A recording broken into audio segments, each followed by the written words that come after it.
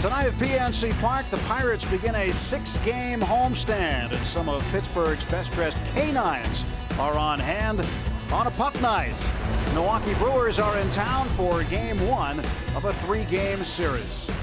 Let's take a look now at the DirecTV standings in the National League Central Division. The Cardinals winners over the Reds last night. Now a half-a-game advantage over the Pirates. Reds 3.5 back, Brewers 19.5 out, and the Cubs 22 games off the pace. Hi again, everybody, with Bob Walk. I'm Tim Neverett. Robbie Ince-Mikowski joins us shortly. The big news around here today, the Pirates pulling off a trade with the New York Mets. Marlon Byrd and John Buck are coming to Pittsburgh. Now, Marlon Byrd certainly adds a dimension to our lineup that we really needed. He's going to fit somewhere in the middle. He adds the long ball. He adds RBI. He's going to be a great help to the team. And with John Buck's power potential, he's got 15 home runs. It's not easy to find catchers that can hit the ball over the fence. So the Pirates have done a great job of adding 2 quality players to this team at a perfect time. And the Mets get single-A second baseman Dilson Herrera and a player to be named later in exchange. Tonight on the Hill for the Pirates, it's Jeff Locke, the All-Star, and he hopes to pitch like the All-Star Jeff Locke, not like he's pitched over his last 5 starts. Yeah, a lot of trouble in those last 5 games. OPS of 921. That's where the star players of the league have their numbers at 921. So in the last 5 games, just about everybody in their lineup has been a star player. At least that's how they've hit against Locke. Hopefully he can do a better job tonight, get those base hits out of there, not so many free passes. Jeff looking for his 10th win of the year. He will be opposed by the Brewers' Kyle Loesch. Pirates back home at PNC Park, and home has been sweet for the Bucks. They have won 42 games here, the second most home wins in the National League. Lineups and first pitch coming up.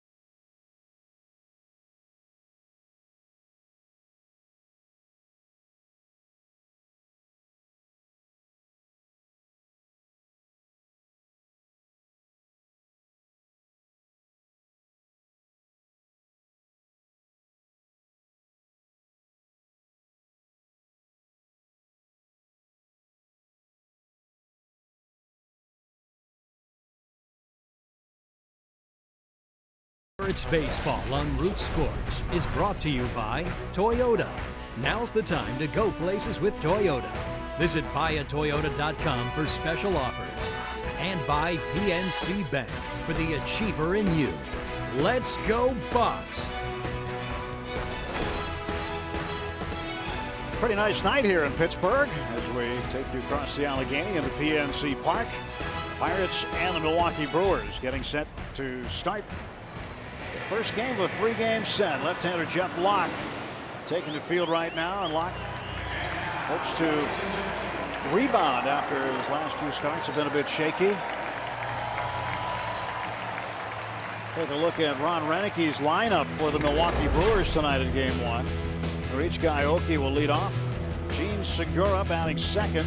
Jonathan Lucroy, the catcher, hits third. And Ramos Ramirez cleaning up. In the 5th spot, Carlos Gomez. He's had a good season series so far against the Pirates. 364 homers and 8 runs batted in. Chris Davis, Yuniesky Betancourt, Scooter Gennett, and Kyle Loesch round out the lineup for Milwaukee. Take a look at Jeff Locke's numbers, brought to you by Chevrolet. These numbers have taken a little bit of a beating in the last 5 games. They were outstanding for most of the season, but ERA is now creeped up to where it's in the 3s. And the walks at 72. If there is really just one thing that Jeff will have on the agenda for next season, it's to cut down those walks. Even the first half of the season, when he was pitching so well, the walks were still occasionally a problem for him. Well, he's had 2 starts against Milwaukee this year. He's 1-0, 1-1 in 3 career starts against the Brew Crew. And behind Locke in the outfield tonight, left to right, it'll be Jose Tabata, Andrew McCutchen, and Andrew Lambo. Alvarez at third, Mercer at short, Walker at second, Gabby Sanchez at first, and Russell Martin behind the plate catching a lot. Lambo, the rookie right fielder, out there in the lineup again tonight. He is still searching for that first major league home run. 32 home runs in the minors, one of the minor league leaders in home runs this season. Just a gorgeous night here. Had some sprinkles in different parts of the city and surrounding areas today, but it is nice here tonight. Very pleasant for a late August evening. Game number 131 of the regular season, 31 to play after tonight. And Aoki takes ball 1. Aoki, the leadoff man, a .282 hitter. 7 homers and 31 runs batted in. He is an expert in bat control. 1 ball and 1 strike, that hurt. He's used to getting hit somewhere on that body. He's got a pad there and everything. I think he might have hit the spot where it wasn't padded. It goes all the way up the shin, down over the shoe. He's got his armor on his arm. He's ready for battle. Breaking ball in for a strike, and it's 1-2 to Aoki.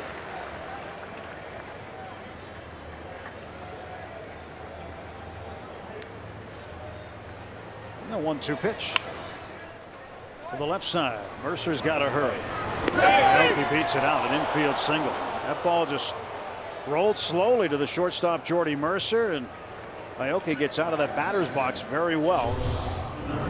This ball jams him right on the hands, and that's why it was just hit so slow. Closer than I thought. I thought he beat it easy, but very much a bang play. Jordy got rid of it as quickly as he could. Wow.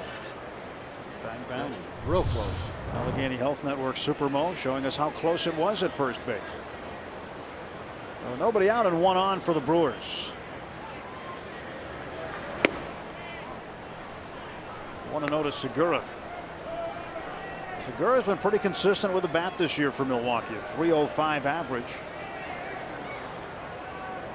And although the last series he played against the Pirates was very subpar for him defensively, for the most part he has been a very good defensive player.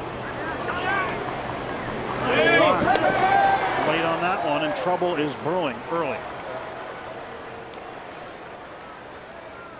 Pretty good bunt right off the very end of the bat, so it died out there.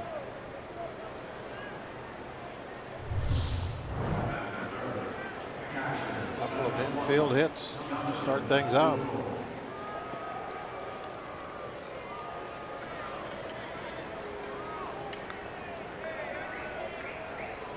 And Locke almost threw that one away. Pretty fine play by Gabby, keeping that ball from getting down into the corner. So first and second and nobody out.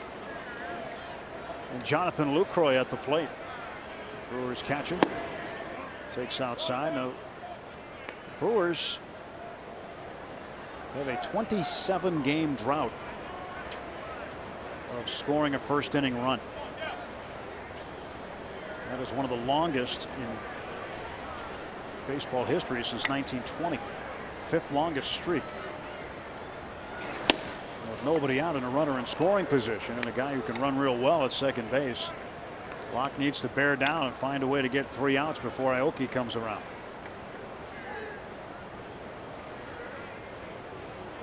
What he would like to do here is get a ground ball and get 2 outs with 1 swing of the bat. Lucroy has grounded into 13 double plays this season. Strike 1, 2-1. Locke has been unlucky with the ground balls since the All-Star break. Opposition hitting 185 before July 25th on every ground ball. Since 455, that is amazing to me. Almost half the balls that are put on the ground go for base hits since the 25th of July. That's a lot of that is bad luck, just simple as that. Now some of that is maybe the balls are being hit a little harder, but that's not the difference when you see a jump like that. A lot of that has to be luck. Look at what's going on right here in this ball game. You've had 2 weakly balls put on the ground. One obviously a bunt, kind of doesn't really count, I guess, but the other one a jam shot ground ball, infield hit. Those are things that you really can't control as a pitcher. All you can do is take the sting out of the bat.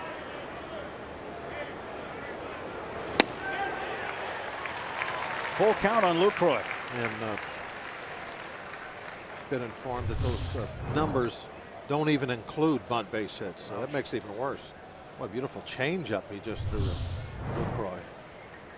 Beautiful spot. That's the type of control that he really needs to exhibit, especially behind an account like a 3-1 pitch. Able to throw something soft for a strike in a fairly good spot.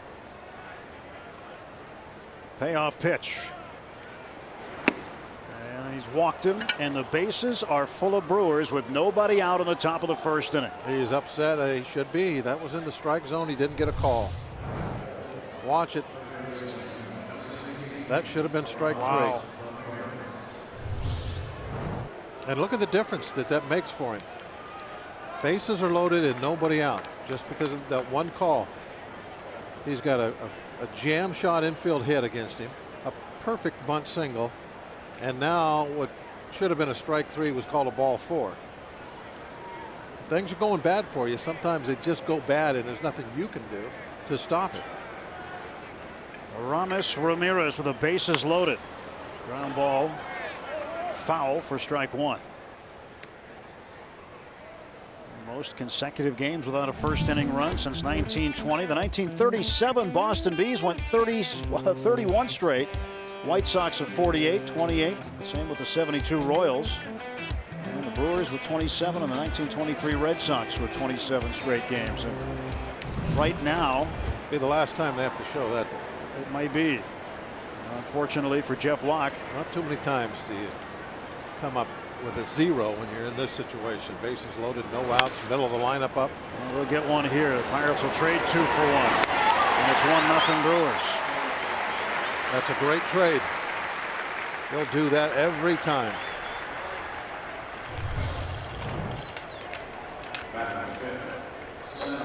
Nice changeup down and away. You get the hitter to pull that, you're going to get a ground ball almost every at bat, every swing. Well, the Brewers on top 1-0. Good feed by Mercer and a nice turn by Walker. Carlos Gomez at the plate. Runner at third and 2 down.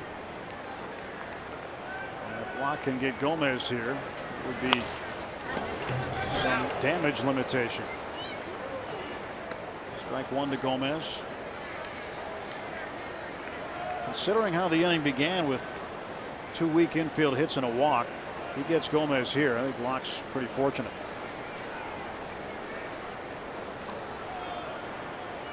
Gomez hitting .284.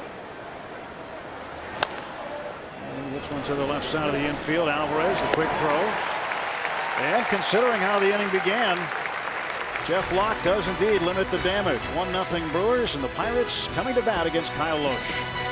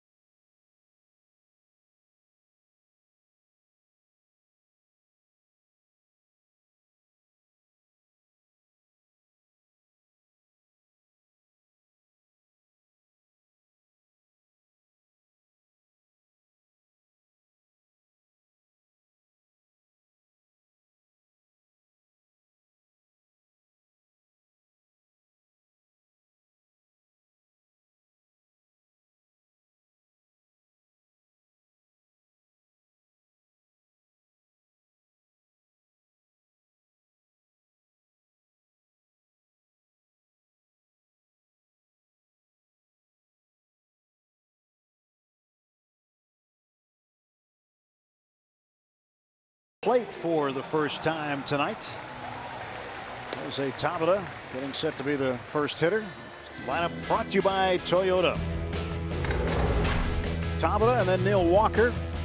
Andrew McCutchen will bat third. Pedro Alvarez in the cleanup spot. Russell Martin and Gabby Sanchez. Andrew Lambo bats seventh. Jordy Mercer eighth. And the pitcher Jeff Locke batting ninth against right-hander Kyle Lohse. Lohse has really been able to improve his numbers of late. He's gotten on a roll since the midpoint of the season. He can be, when he's on, as tough as anybody you face. Hopefully he's not on tonight. He showed you the good numbers that Tabata has had against Lohse. 12 for 23. And he takes ball one. So the Pirates looking to get a run right back. Brewers 19.5 back, 57 and 30, rather 57 and 73 the record. And the Pirates looking for win number 77. These teams have been similar this month. The Brewers are 11 and 11 in August. The Pirates 11 and 12. But the Bucks have won 6 of their last 8 home games. 2 strikes on Tabata. Clint Hurdle's team has done well against the Central Division. 31 and 20 against Central foes.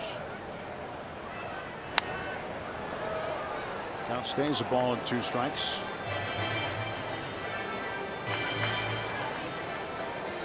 Well, the interesting to see what the lineup looks like tomorrow night when Marlon Byrd arrives, and Marlon Byrd hits well against left-handers, and lefty Tom Gorzolani is pitching for Milwaukee, so you'd assume he'd be in the lineup. This one popped down the right side. Aoki not going to get it. I would assume he'd be in the lineup no matter if Nolan Ryan was pitching. I would say you're right. He's an everyday player, that's for sure. I would say you're right, but maybe he's a guy who'll be put in the 5th spot to face Gorzo. I would imagine he'll be somewhere in the middle. RBI guy.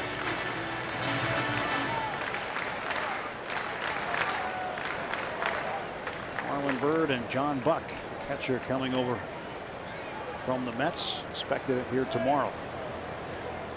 1-2 pitch to Tabata. To right field. This time Aoki has a play. 1 out. Defensively behind Kyle Lohse tonight in the field for Milwaukee. We saw Noichika Aoki make the catch in right. Carlos Gomez is in center. Chris Davis, a youngster they're very high on, is in left field. Scooter Gennett, the second baseman, they're happy with him as well. And the Brewers folks say he's a lot of fun to watch. And Chris Davis, well, he's been hitting home runs. You may as well call him Crash Davis. With Ryan Braun out, Davis took his spot on the active roster. Brewers folks are very happy with the production of Davis. When the young guys get up to the big league club with the Brewers, they find out right away really what a great hitting ballpark Miller Park is, especially if you've got any kind of power. You can put up some serious power numbers there. You're coming up through their minor league system. You're a decent hitter. You can't wait to get to that home park in the big leagues. We have seen that over the years firsthand. The ball just leaps out of there. Walker to the right side. Gennett snares it in the outfield. And that pulls the first baseman Betancourt off the bag.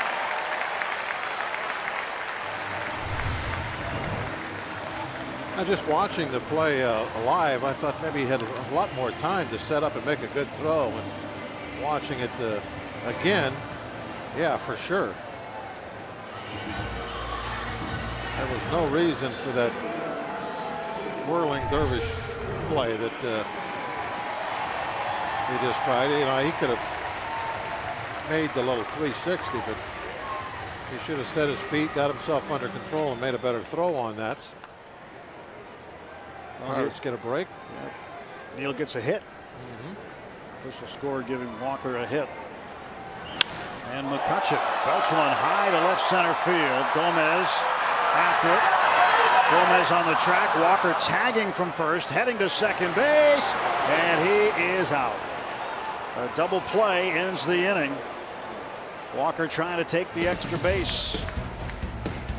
Gomez throws him out.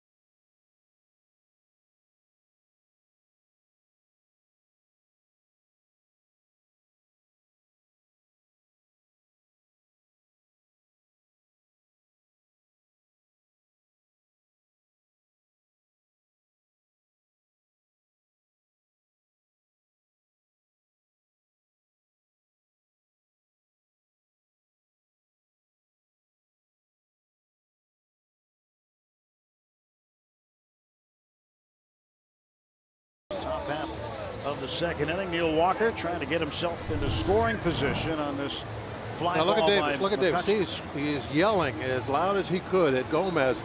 That's what you have to do. You have to have the two outfielders working together so that you make sure he's probably yelling tag, tag, tag, tag. That way Gomez knows he has to set up for a throw, which he did.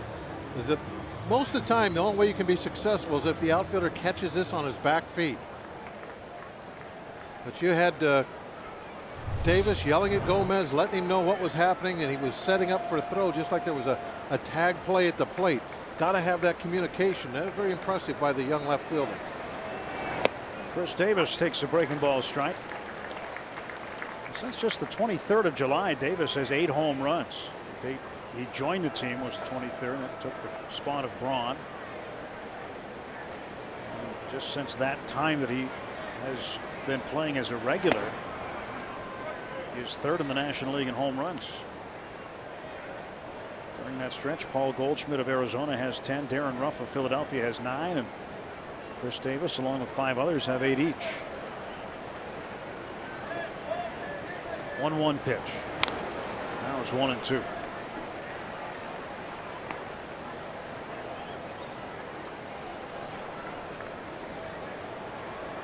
Davis facing Jeff Locke in the second inning. Now Locke wants to get an out of the first guy he faces. Norich Gaoki reached on an infield single and ended up scoring in the first. Strike 3 call. Locke got him. First strikeout tonight for Jeff.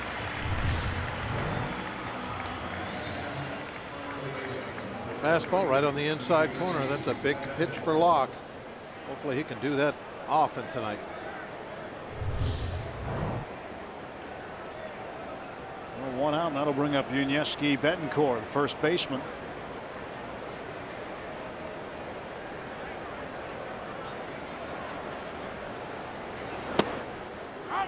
Strike call to Betancourt.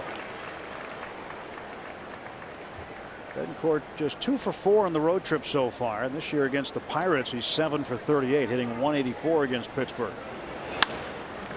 Right to Walker.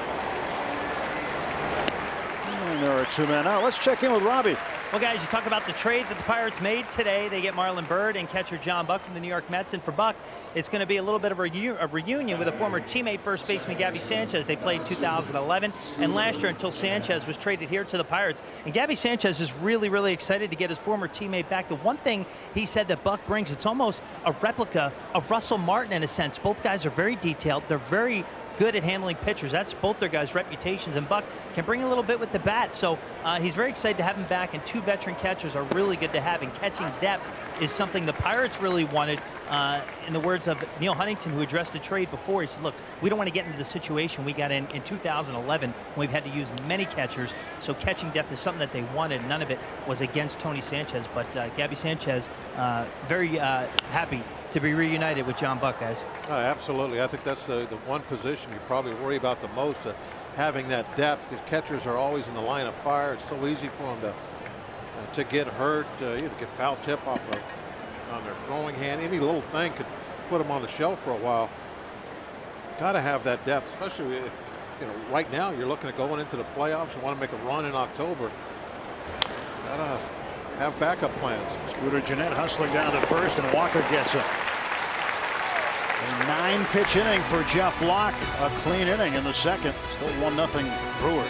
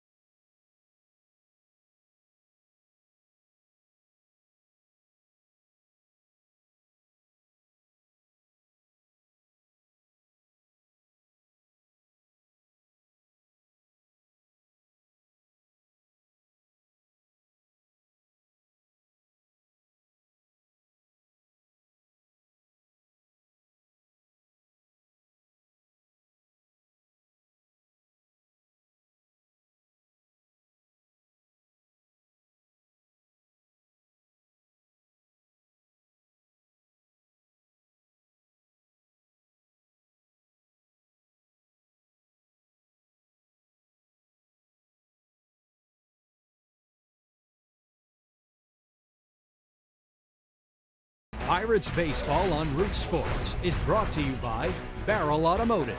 We're driven to be better. And by Levin Furniture and the all-new Levin Mattress Stores. For a great deal on a new bed, shop Levin's. Let's go Bucks! Tonight's Barrel Automotive League leaders stat. National League leaders in home runs, Pedro Alvarez and Paul Goldschmidt at the top of the list with 31 each. Dominic Brown of Philadelphia, 27. Carlos Gonzalez with 26. And Jay Bruce of Cincinnati with 25. Barrel Automotive, we're driven to be better. Kyle Loesch delivering to Pedro. And strike one is called.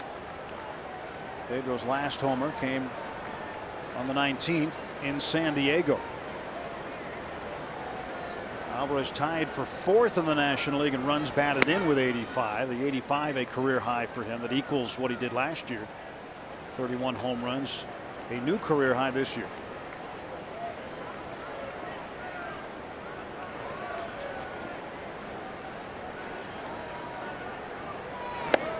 One is up high.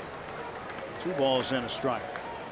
Pedro's knocked in a run in 5 of his last 6 games at PNC Park. And in 11 games against the Brewers this year, he has homered 4 times. He gets ahead 3-1. Alvarez, Martin, and Gabby Sanchez batting this inning against Kyle Loesch. Loesch comes off a good start against his former team, the Cardinals, Tuesday. And Pedro smacks this one into right field. And a base hit for Alvarez. He's 1 for 1.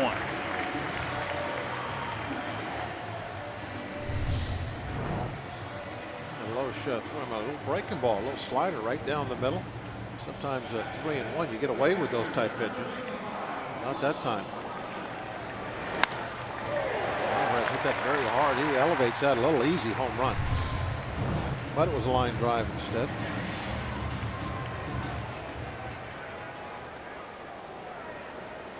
Pedro leading off for first base, held on by Betancourt. Martin takes way outside, ball 1.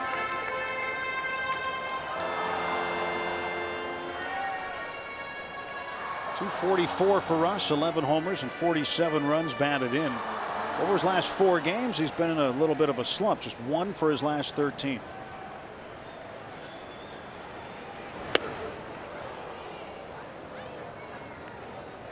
Good crisp slider. 84 miles an hour. Loesch will use that slider as his basic breaking ball. He will mix in a curveball occasionally, but not very often. Normally it's that slider, especially when he gets to 2 strikes. A pretty good changeup to go with it.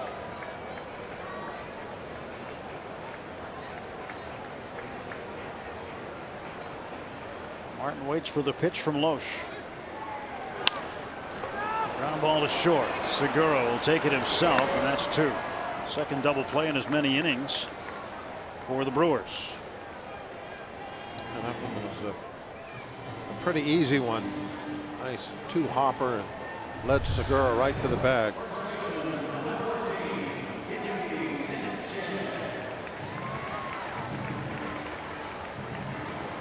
Pedro sliding short. Yep, gotta get down. Yeah, I don't know how Segura is, but some shortstops can be a little cutthroat, and they'll drop down on you, and if you don't slide, you're going to wear one on your forehead. It's a way for shortstops really to protect themselves, to get guys to slide early and get out of the way. Gabby Sanchez takes ball 1. The Pirate hitting coach was very much cutthroat when it came to getting those guys down. He would throw lower than teak if he needed to. He didn't come up high on Jay. He looks so nice and mild mannered. He didn't play that way. Sanchez a base hit to left. Gabby's got himself 2-out single, second hit this inning. The Pirates have mustered off of Kyle Loesch.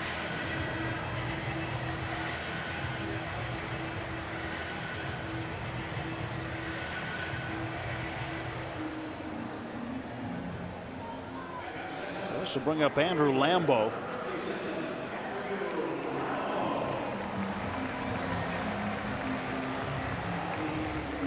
anxious to see Lambeau get a chance to attack the Clemente wall. He's looking for his first big league home run, but just 2 for 14. He's made some solid contact, made some strides in adjusting here at the big league level. Finds himself behind 0-1. No balls and 1 strike to Lambeau. It's his 3rd straight start in right field.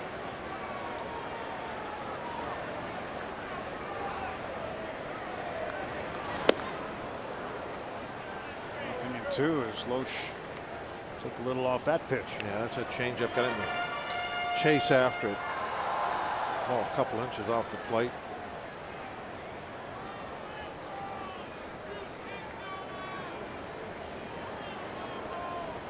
You see, this second pitch was a changeup, about 80 miles an hour.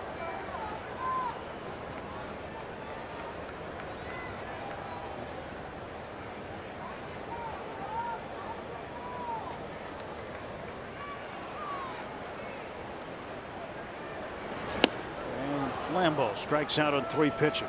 No runs, 2 hits, 1 left. At the end of 2 at PNC Park, it's the Brewers 1, Pirates nothing.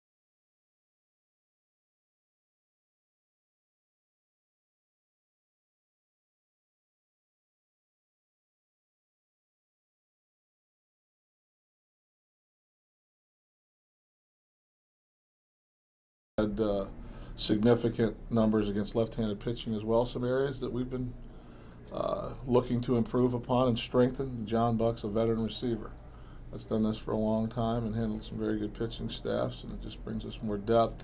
Another couple layers of experience in the middle of the lineup bat, which can be impactful in Marlin. Clint Hurdle talking this afternoon about the acquisition of Marlon Byrd and John Buck from the New York Mets today. And when you look at what the Pirates are getting in terms of production out of Byrd, you've got a guy with 71 RBIs and 21 home runs they're going to insert into the lineup starting tomorrow. It's just a great thing to see Neal not holding anything back, making the moves he can to try and make the team better going down the stretch. I was talking to Stan earlier today during the pregame, and these opportunities, as we know here in Pittsburgh better than anybody else, just do not come around all that often, and you can't take anything for granted. You can't think about the future.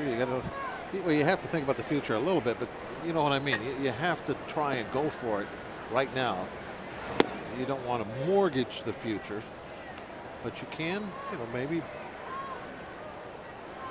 give up a little piece here and there of, I'm sure they did, to try and make the team better and do something right now this year, because the iron is hot.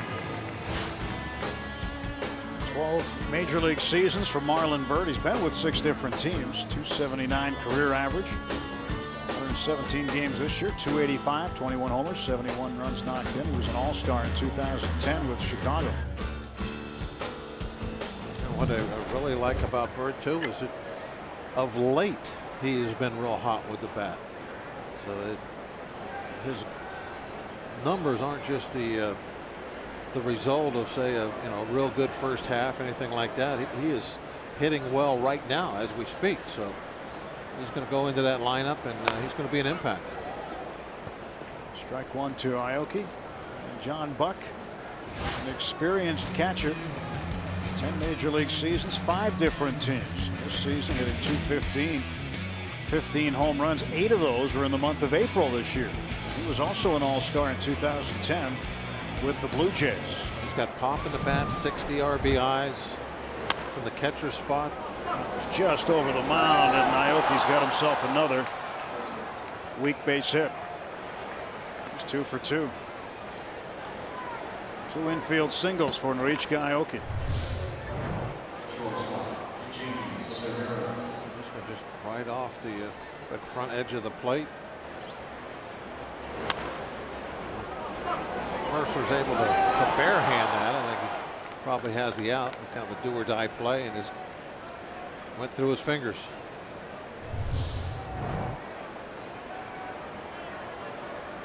One on and one out. Gene Segura at the plate. All 3 Brewer hits. Just been one bunt and a couple of ground balls that didn't even really get off the infield grass. Just really weak dribblers. You're right. Right now, Locke's pitching very well. Some nice changeups. Swing and a miss on the curveball. Good to see that. And the curveball has been one of the problems over the last 5 games. It's getting hit at a pretty good clip. And that could be for a number of different reasons. It's not just, okay, they're bad curveballs. That could be one of the reasons. But they could be in bad spots, bad locations, maybe bad locations in the wrong count. And also another thing, if you aren't, preparing the ground, so to speak, for your curveball by throwing your fastball for strikes inside, your curveball is not going to be as effective.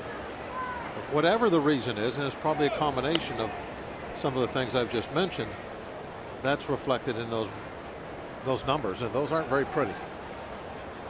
The curveball has been a problem in the last 5. Ray Sears and the pitcher have been working on trying to get back to what he was doing in the first 20. 1 ball and 1 strike.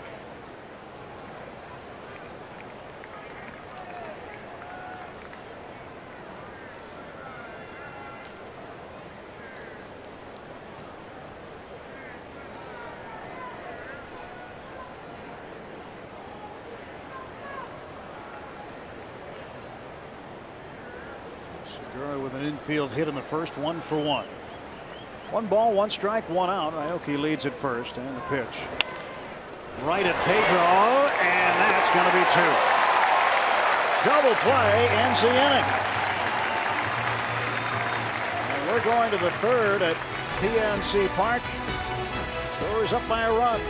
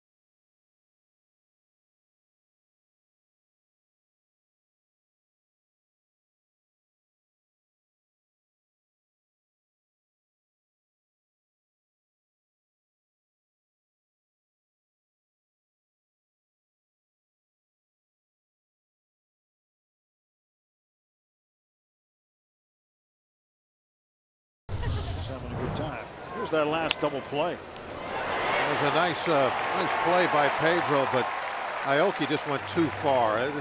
You can see he gets off there a long ways and then slips getting back.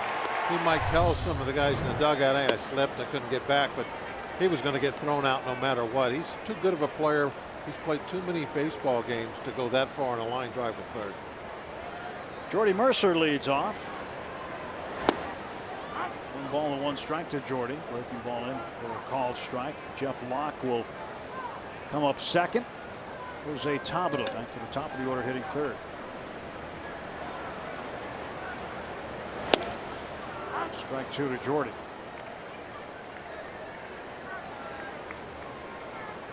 Mercer .274 average to start action tonight. 6 home runs and 21 knocked in. And the 1-2 from Loesch. Poked foul out of play.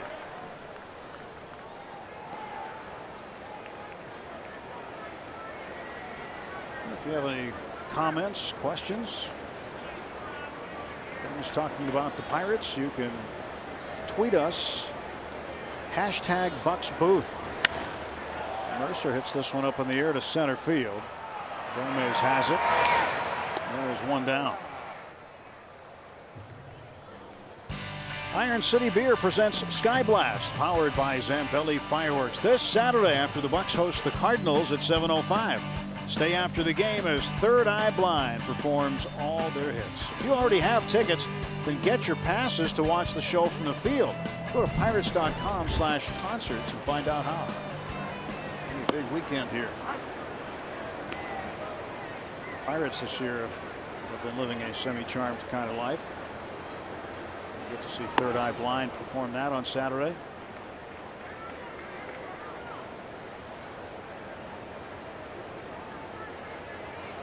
Nobody on for Locke.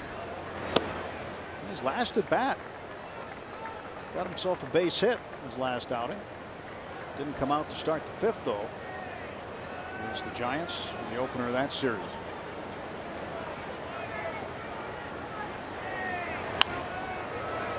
Now it's 2 balls and 2 strikes.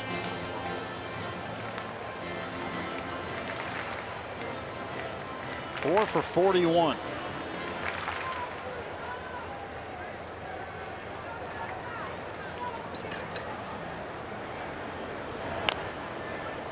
Shoots that one foul. Jeff learned how to hit in the Mount Washington Valley Little League in New Hampshire. He pitched a perfect game and hit a home run to win it. I think you should say that's where he learned to pitch. I think he learned to do a lot of both. As Loesch throws him out. He needs to go for a refresher course on the hitting. Yeah. Well, he had to learn how to hit somewhere at some degree, but the pitching took over. Jeff's hasn't got to that part yet where you'd call him a good hitting pitcher. He needs to do a little off-season work on swinging the bat. How much time did you spend? And obviously, you work on pitching, but there's another part of the game. How much time did you dedicate to hitting away from this I season? liked hitting in the cage. It was fun. It was kind of like almost like a recreation thing.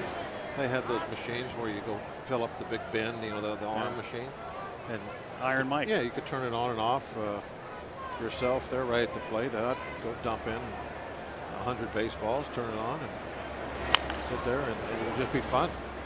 Just went and practiced hitting doubles. Well, the thing that I've always thought, and I don't know if things have changed now, but back then nobody really taught pitchers how to hit. It was just assumed they're not going to hit or they're going to hit, and just leave them alone. So I don't ever remember anybody spending time with me saying, this is what you got to do. And no, that they would do that for bunting, but certainly not for hitting.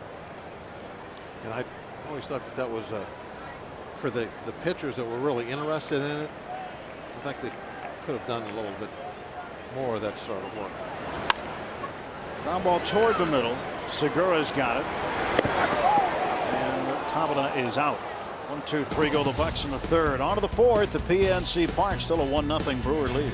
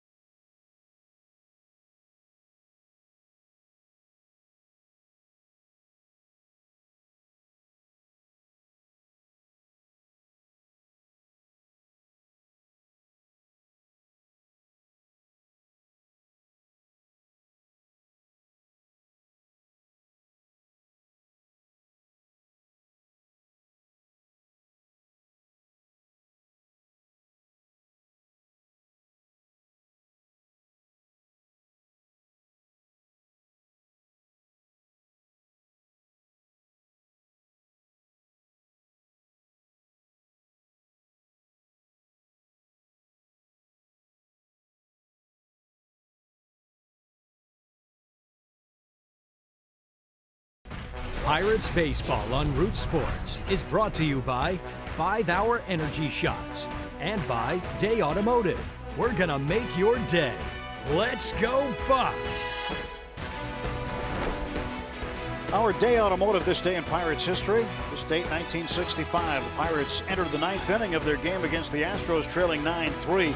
But the Bucks scored 6 in the final frame to tie it, thanks to RBI singles by Manny Mota, Bob Bailey, Jerry Lynch, and Andre Rogers, and a sac fly by Don Clendenin. Then in the 11th, again Andre Rogers came through, this time with a walk-off single off Mike Cuellar. Thanks to Day Automotive. We're going to make your day. Jonathan Lucroy will start things off here in the 4th inning for Milwaukee. Brewers up 1-0. A first inning run. I haven't had that in about a month. 27 straight games the Brewers had gone without scoring a run in the first inning. One of the longest streaks in baseball since 1920. Lucroy walked to load the bases in the first with nobody out and was erased as part of a double play. Hit into by Aramis Ramirez. Ramirez on deck. Carlos Gomez to follow.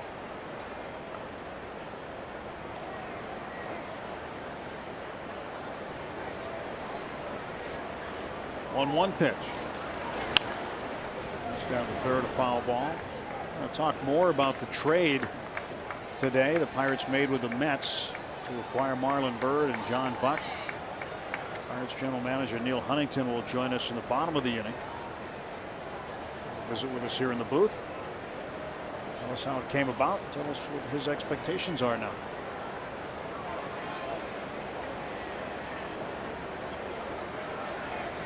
One-two to Lucroy.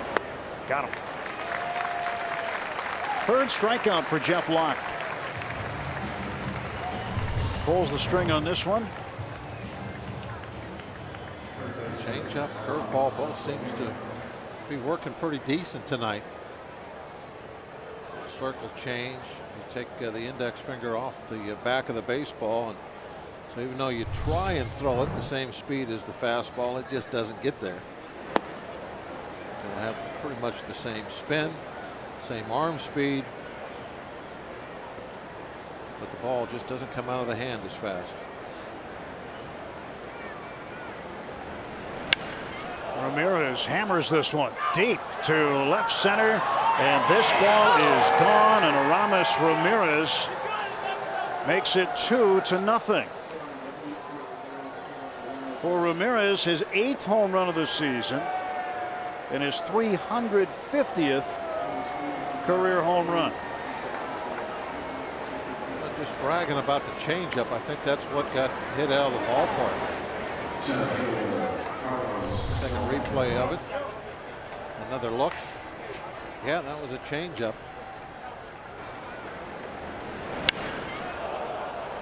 Maybe went to the well once too often with that pitch.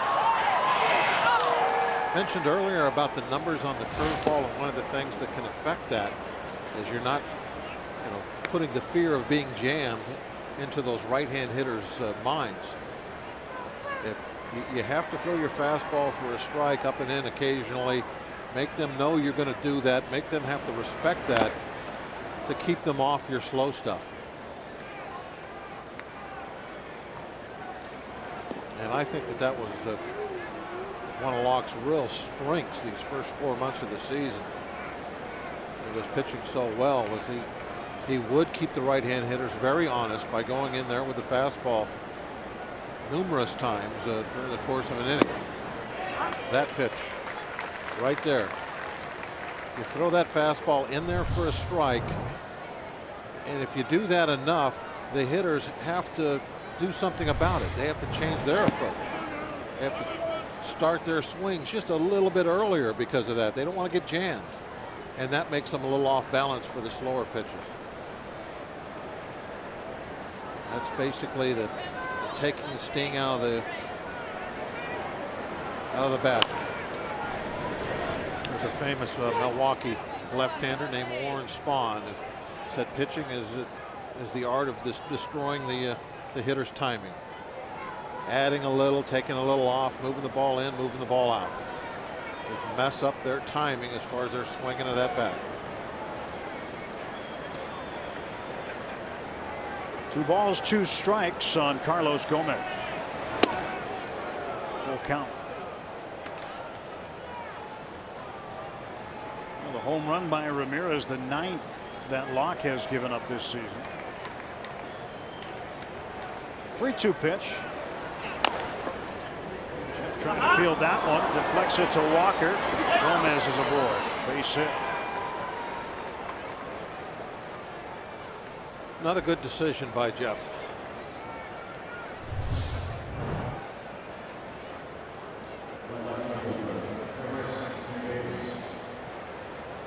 Well, even if he were to make the barehanded grab, what does he do with it when he catches it? He's flat on his belly. It's going to be tough. And you could see that Walker, even though the ball was slowed down a great deal, he still had a shot at the out. Now, if that ball's not slowed down, I think Walker makes the play, gets the out.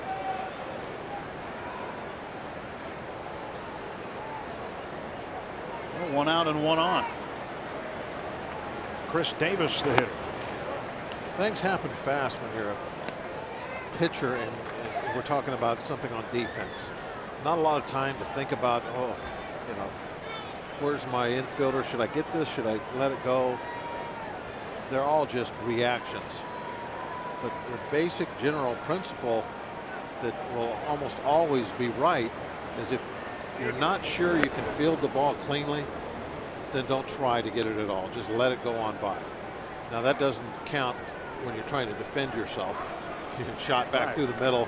You're not saying, well, I can't field this cleanly. I'm just going to let it hit me. Those ones, but on the balls off to your left and right, if you can't get them for sure cleanly, let them go. Most of the time that infielder is going to be able to make the job, and that's what they're getting paid for back there, to use those gloves. But how hard is that to learn? Because again, the human instinct is to react. You can't think about it. Yeah, it has to be something that comes as an instinct, and repetition over and over and over again, thinking ahead before it happens. Those are the things that become what they call instincts. 2-0 pitch. Swinging again with the changeup. Well, the changeup on 2-0 is a great pitch. That's a hitter's count. They're hunting fastballs. You throw the 2-0. This is pitching backwards. You throw the 2-0 changeup, especially when it just nicks the corner. That will almost always be a successful pitch. But it's not easy to do. If you knew you were going to be able to paint a 2-0 changeup on the corner, you probably wouldn't be 2-0 in the first place. Good point. Throw to first, and Gomez gets back. It's kind of a catch-22 situation when it comes the pitching backwards. If you were that good throwing off speed stuff for strikes, why are you 3-1, 2-0? Always a good question, Bob. That's a good question. 2-1 to Davis. Popped him up. Gabby Sanchez hanging with it. Had to go a long way to make that catch. 2 men out for Milwaukee in the 4th. Good play by Gabby.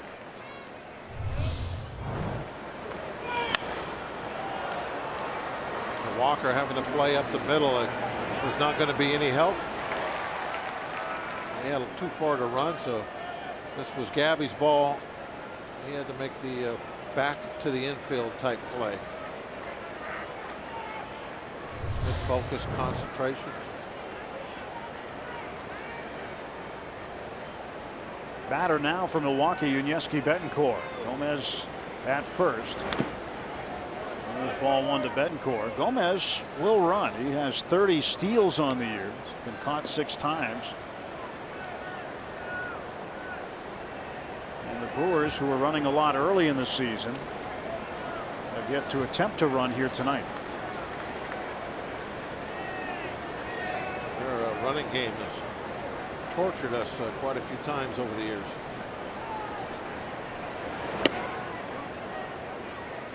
Two balls, no strikes. Now you're in that 2-0 count again. Paint that little changeup right on the corner here. That's all you got to do. That's it, huh? Just paint the change. Yeah, just to nick the outside corner with it.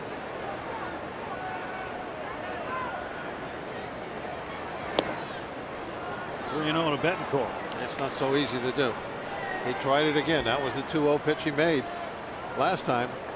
This time, same thing. Change up 2-0, but ended up being about a foot outside.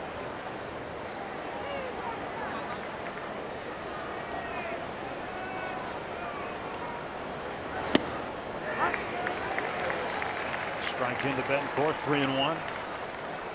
Betancourt thought that might have been a little high, so he took a step.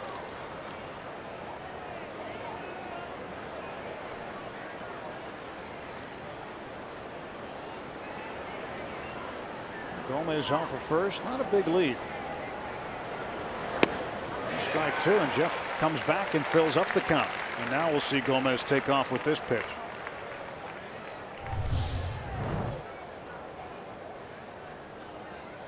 He took that one high pitch, swung at the next one. Betancourt. They got off to a great start this season. Super first month. Ground ball to Pedro. Stayed with it and records the out. 1 run on the home run by Aramis Ramirez. 2-0 Milwaukee. Pirates GM Neil Huntington joins us to talk trade when we come back.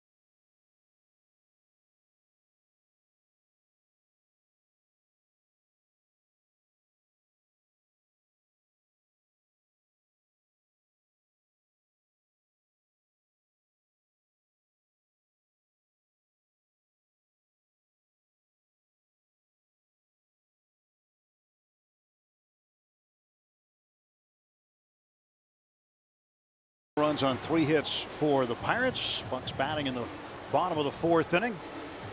Along with Bob Walk, I'm Tim Neverett, and joining us right now, Pirates general manager Neil Huntington. Pirates announcing the trade today with the Mets. Marlon Byrd and John Buck expected to be here tomorrow. They are. They're excited to get here. They're actually driving tonight and be in uniform for the Bucks tomorrow. Did you try to acquire Byrd, a right-handed hitting outfielder, at the deadline, and just there was no deal to be made at that time? That's basically the way to put it. We had conversations, and it just wasn't a match at that point in time. Obviously, as things evolved, we were able to come to an agreement, and we're looking forward to getting Marlon in the lineup. And what do you think Marlon brings to the table, first and foremost? He's an accomplished veteran hitter that's in the middle of a great year.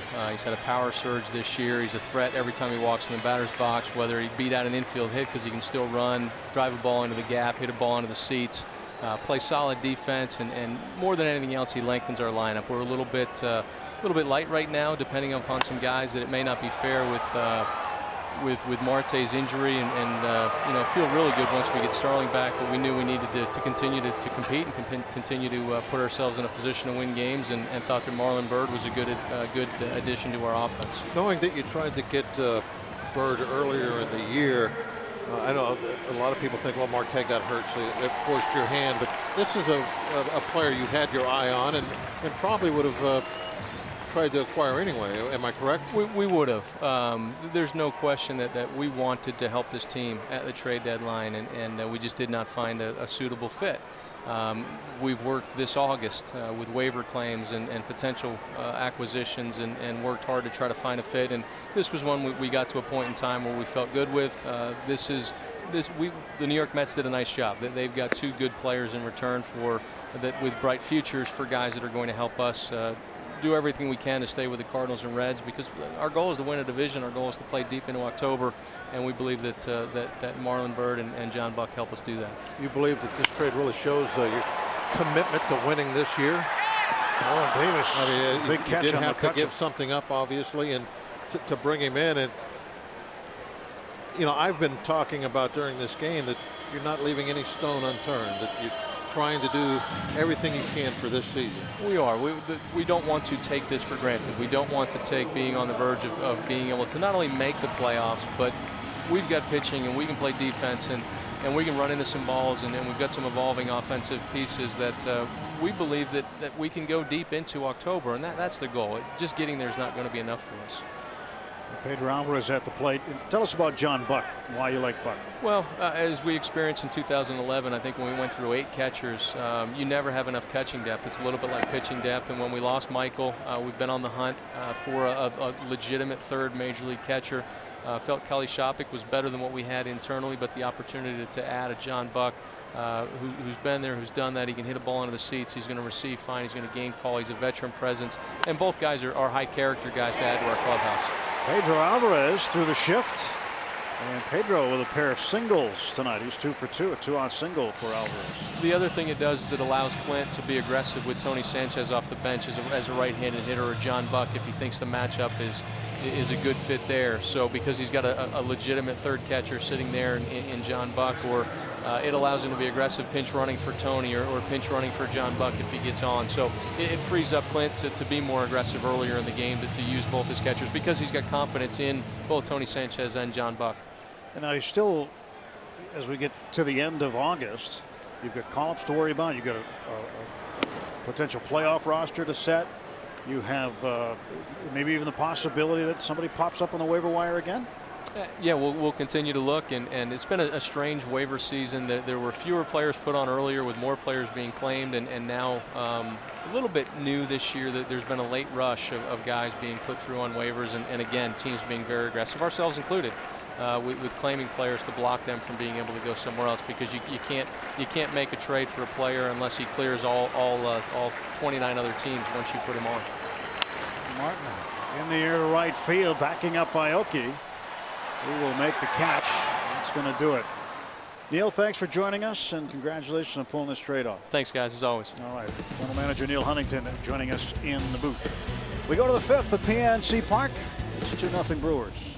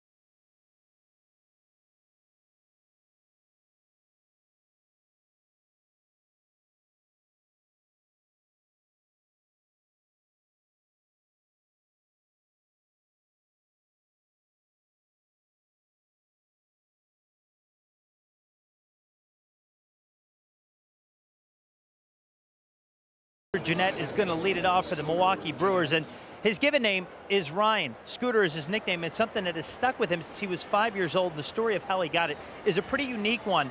When he was a kid, his favorite cartoon was the Muppet Babies, and Scooter was his favorite character. Well, one day, as Scooter describes it, he was being a, quote, defiant little kid with his mom in the car, and he kept unclicking his seatbelt as they were about to go somewhere, and his mother kept re-clicking it. So finally, Mom had enough, said, that's enough.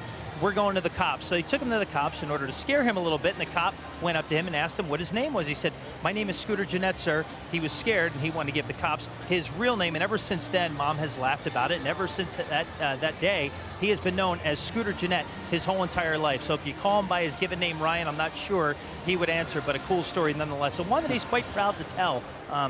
More the nickname, more than the fact that he loved the Muppet Babies, and quite possibly still may. Well, he was scared into Scooter. That's a good story. Well, top of the 5th here. And Locke trying to hold down Scooter, and Scooter drops one in front of Tabata for a base hit. The newer additions to the big league roster for Milwaukee. Chris Davis, Scooter Jeanette, they've been having great months of August, really. Jeanette now hitting over 397, 382 for Davis. Good numbers.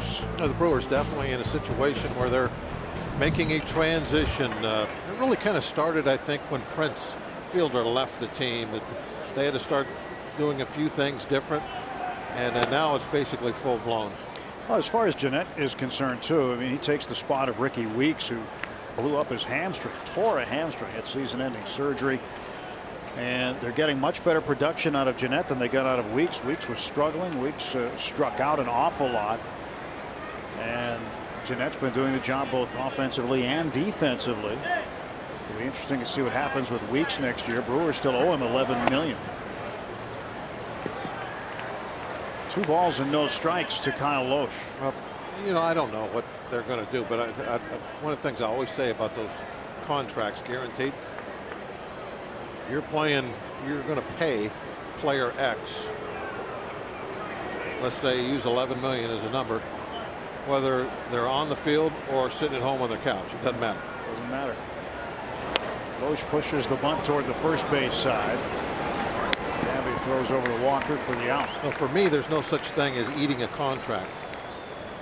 What difference does it make? There's no more money out of your pocket, no matter if the player is playing for you or not. So whoever your best team is, that's the way you got to go, because you're still going to spend the same money. Usually the player you're going to replace somebody with is making major league minimum. So I guess you could point to that, whatever the major league minimum is nowadays, that's the number that you're going to be paying extra to quote unquote eat somebody's contract.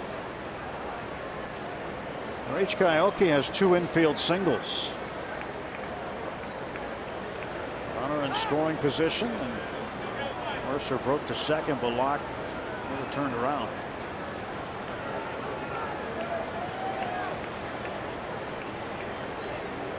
The good news is that Aoki can't knock a run in with an infield hit. No. There's a second. If he's going to get a hit, he wants it to be to the outfield this time. Inside for ball 1.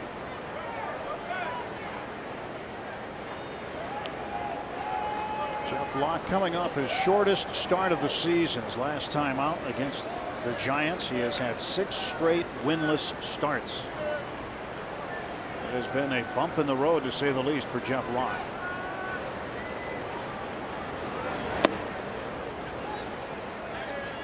And Locke has high expectations, and when we saw him get out of the gate as well as he did, perform as well as he did for the first half, he set the bar high.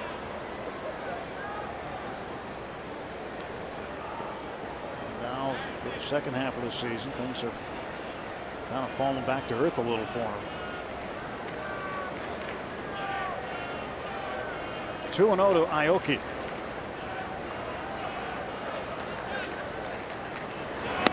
And a strike.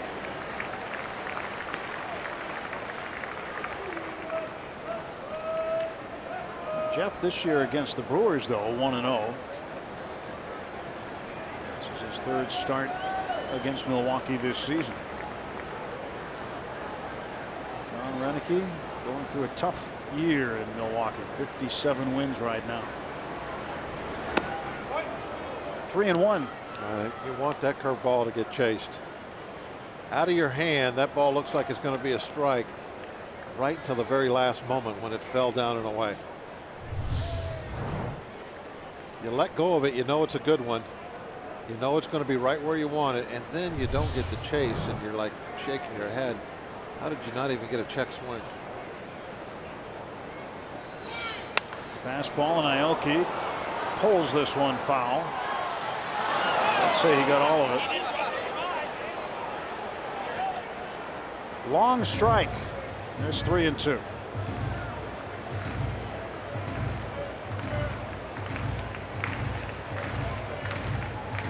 They put the nachos down in order to get the foul ball. Worth it. All you can eat seats, huh? Yeah. Here's the 3-ball 2-strike pitch coming up from Jeff Locke. And the payoff's inside for ball 4. Second walk issued by Locke.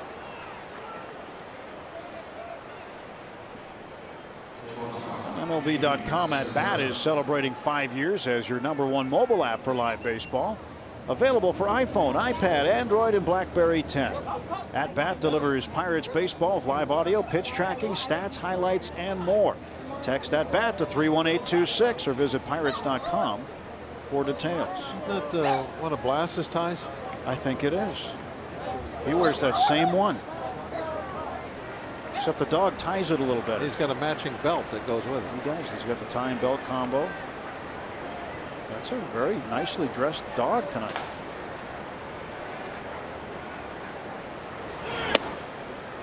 Gene Segura takes a strike. Steve's not wearing a tie tonight. No, but he has that. He has that belt on now.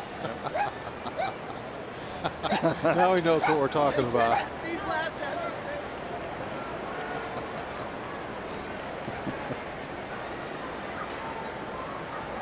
Hadn't seen Steve in a week. Didn't recognize him. 2 on and 1 out.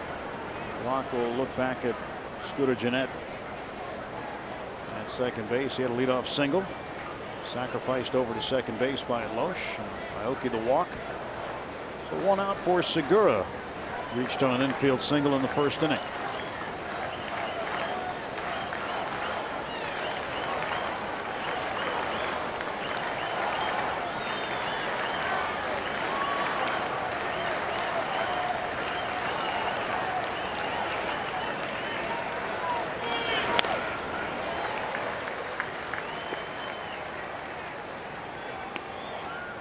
Nothing in 2 to Segura.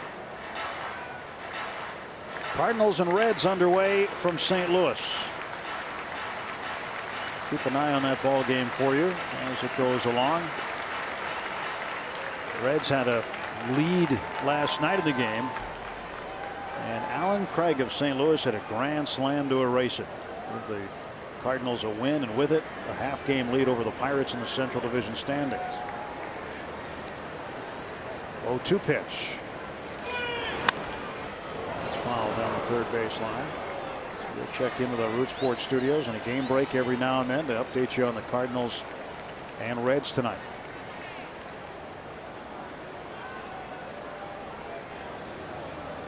Now that is priceless. I love the hair.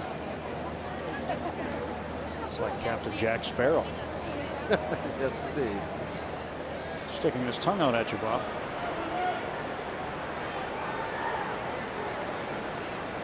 Oh, 2 pitch. Got him looking. Strike 3. Strikeout number 4 for Locke. I was able to put a fastball inside corner. Mark Carlson, the umpire, rings him up. That's a pitcher's pitch, isn't it? Good spot, good location. Got a pitch inside.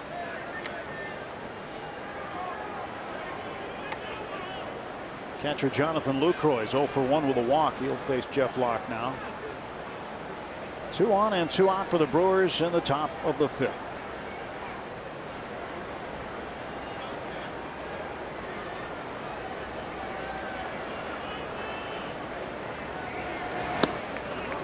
Inside ball one.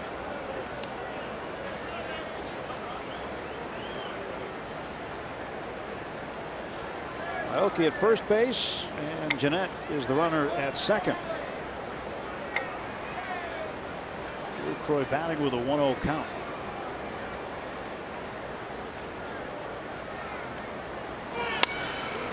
To left field. Tabata will come up throwing. Jeanette coming to the plate. The throw goes through.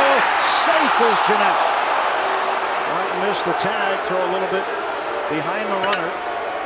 And it's 3-0 Milwaukee.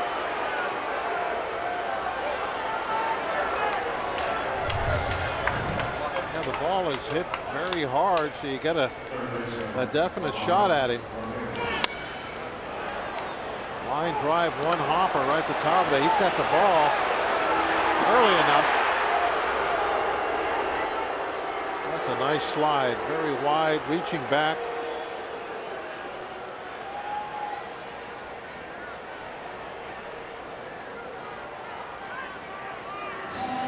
A very good job. Nice play by Mark Carlson too. The whole plate umpire. Notice how he is sliding into fair territory to try and get an angle on that tag. Got the call right, Martin. Yeah, he was missed on the he didn't tag. stay put. He moved himself in position so he could see if there was any daylight or not on that tag.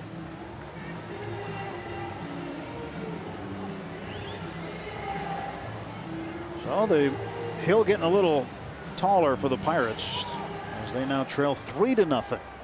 Scooter was scooting. Well, here's a guy showing Ron Renicky that he wants to play and he wants to be here at the big league level. Chris Davis will also walk by doing the same thing. Aramis Ramirez hit his 350th career home run last time up, just his 8th of the year. Change up. Then Mazzaro loosening up now for the Pirates. Action beginning in the Pirate pen. This thing's not looking good again for Jeff Locke. He hasn't pitched that poorly, but he has given up 7 hits. And the Brewers have come up with 3 runs.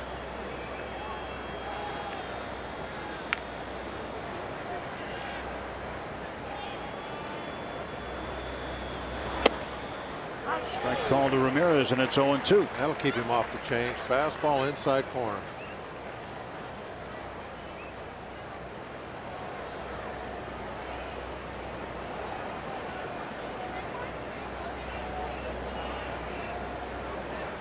Or even a little off the corner.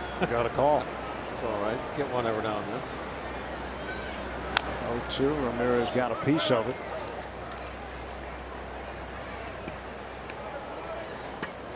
That's why you can't ever get too frustrated when you don't get a call. Remember the very first inning?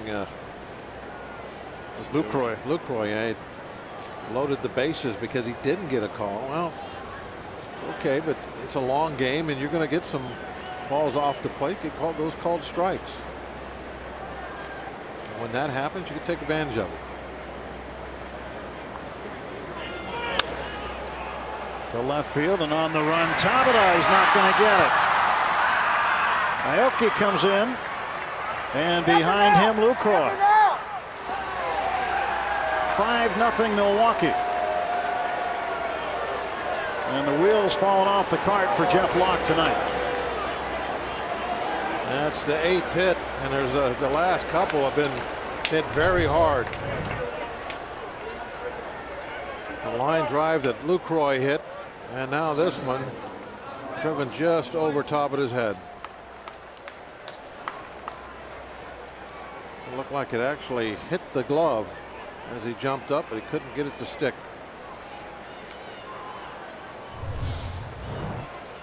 That's going to do it. Jeff Locke will have 7 straight winless starts. 5-0 Milwaukee in the 5th.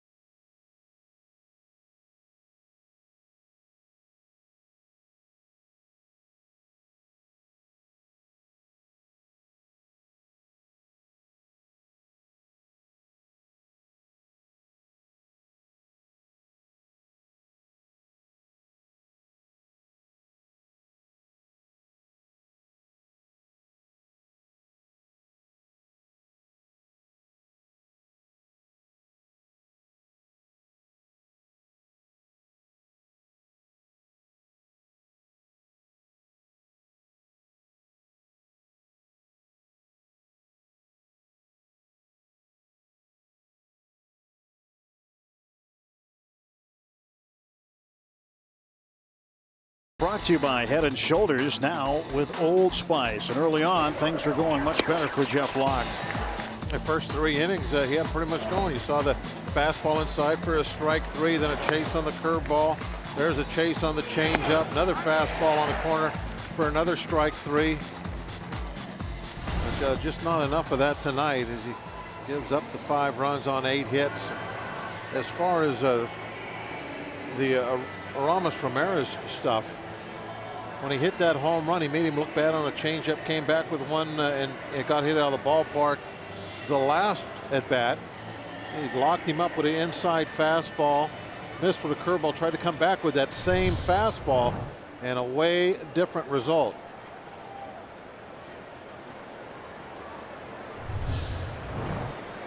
So sometimes you just can't double up on guys. One time you're having a success with something, in your mind you think, okay, now I've set up to go the other direction. It's that guessing game. Who's making the adjustment? With Aramis Ramirez, how many home runs you say had? 350? 350 in his career. He's a veteran power RBI guy. He's the type of guy that maybe can set some traps for you. Knows, okay, I look bad on a pitch, he's going to come back with that same one. I'm going to be waiting for him. Now, a lot of guys won't do that, but some guys will. And Ramirez definitely showing tonight, whether it was the changeup away or that fastball in, he didn't miss the second time. 2-0 pitch to Carlos Gomez. He's in for a strike. A double play he hit into in the first inning. That was a changeup down and away. Pizarro, very solid coming out of the pen this season. Good ERA. He's had a lot of innings. 61 innings and 44 appearances. It's a lot of good middle work.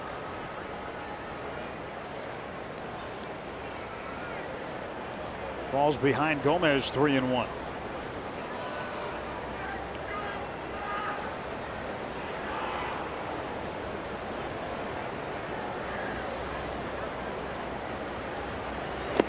He's walked it. So the first man that Mazzaro sees out of the bullpen gets a free pass. Second walk of this inning. Aoki was walked and he came around to score. Now first and second with 2 men out, and Chris Davis coming to the plate.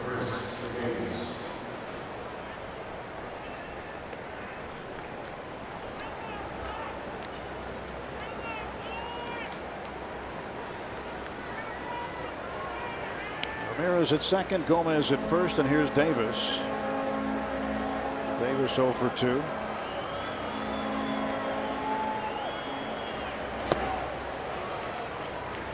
Takes a wild swing and misses.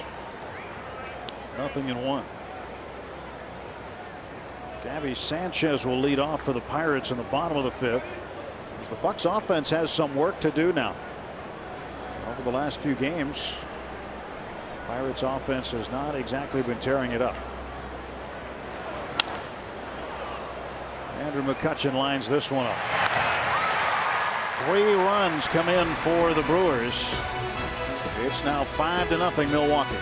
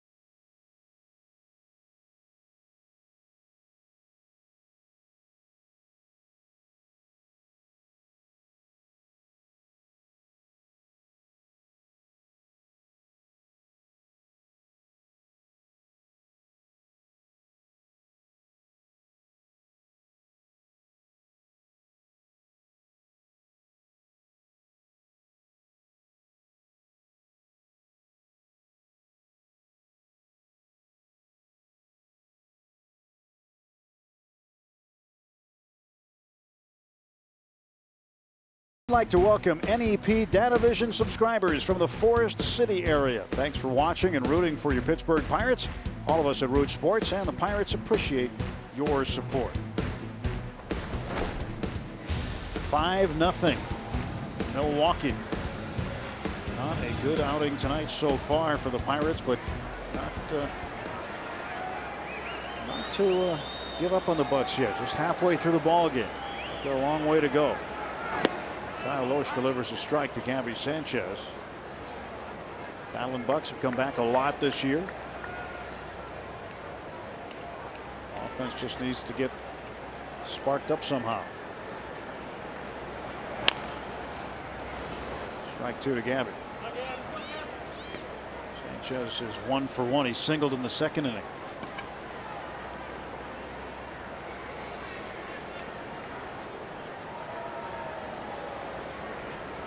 I wonder what he's doing.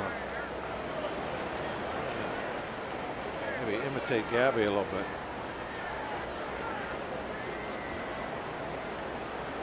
Oh, 2 to Sanchez. 1-2.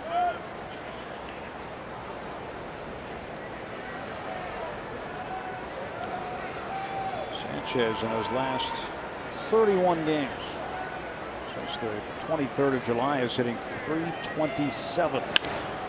And a sharply hit grounder to Segura, backhands and throws him out. And gone for the Pirates.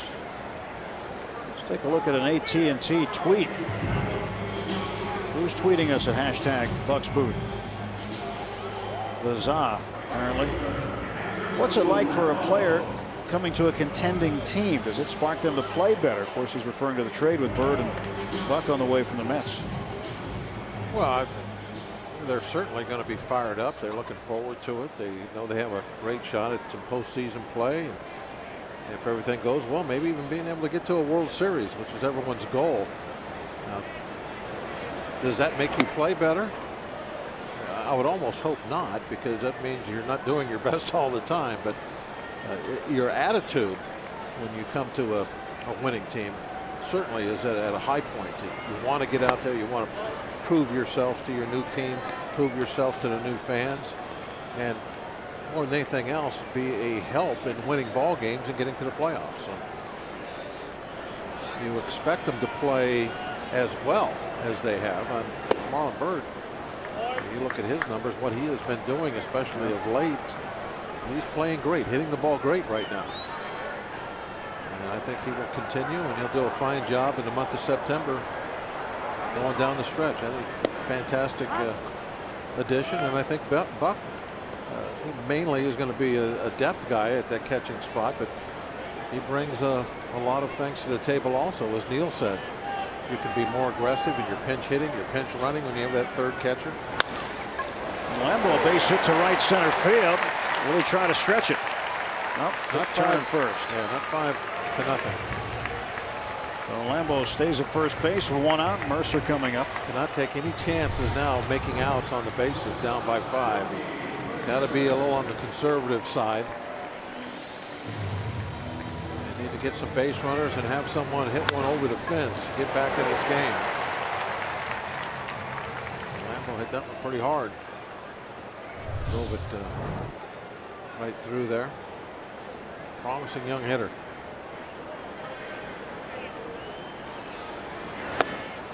Ball 1. Pirates had to make a couple of moves today to accommodate Bird and Buck. And what they did were interesting. It was interesting, I should say. Russ Kanzler, minor leaguer, was designated for assignment to create a spot on the 40-man roster. And also Kyle McPherson, who was out for the year anyway with elbow surgery, was recalled. This is what they would call a paper move. Was recalled to the major leagues and immediately placed in a 60-day DL, opening up another spot on the 40-man. You can have 8 players on that 60-day DL, which in essence gives you 48 spots.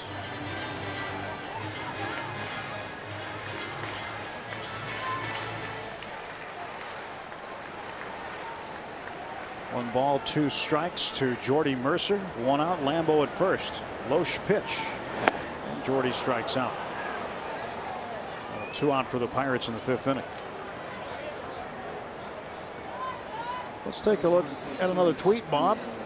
Seth Ropp tweets us at #BucksBooth. Player to be named later. Do GMs typically have someone in mind, or are they listening to requests? It can be a lot of different things. I'm sure that they have somebody in mind. A lot of times it's a list of say 3 or 4 players, and they can pick anybody they want from that list in a couple of months or at the end of the season, that sort of thing. I know that occasionally happens, and sometimes the player has already been decided upon, but for whatever reason they don't want to make it public yet.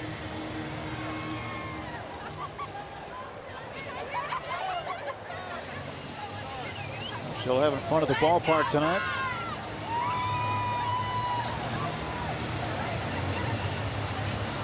Well, Felix Pie is going to get a chance to hit. He'll come up in the 9 spot, bat for the pitcher Mazzaro.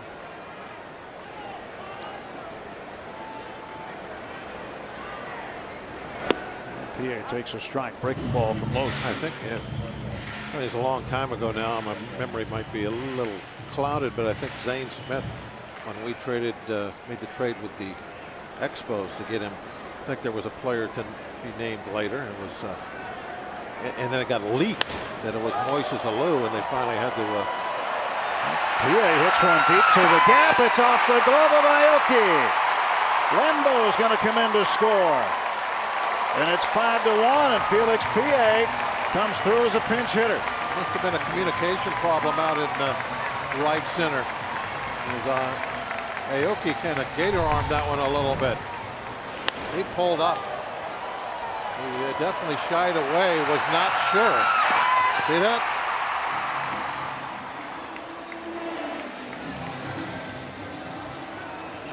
He's bracing for a possible collision. Loesch is walking off the field. It was halfway to the dugout.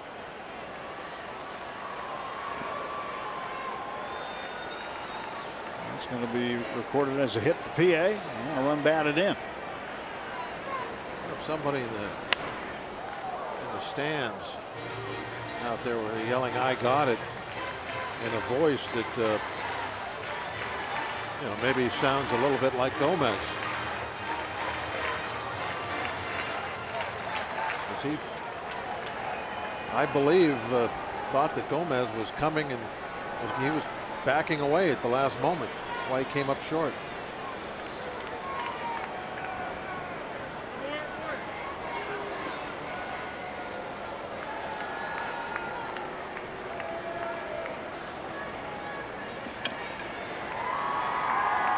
You get in the dugout. That will probably be a discussion between the 2 outfielders on that play. 1 ball, 1 strike to Tabata. Tabata's 0 for 2. Base hit would score PA. PA runs well. 266 for Jose. He's been getting on base at a pretty good clip since moving into that leadoff spot with Marte hurt.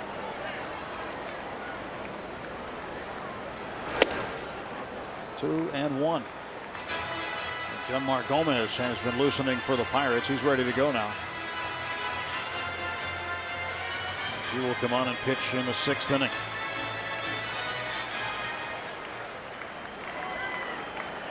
Two outs. PA at second base. 2 balls, 1 strike.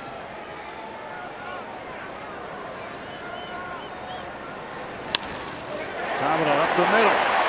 Jeanette makes the stop. Base hit for Tabata. And PA can't get around because Jeanette saved the run. That ball gets through. PA scored. Like Scooter almost came up firing to third, which probably was wishing he had went ahead with now. But PA rounded the bag a little bit. If he would have threw the ball immediately to third base, he might have been able to catch him.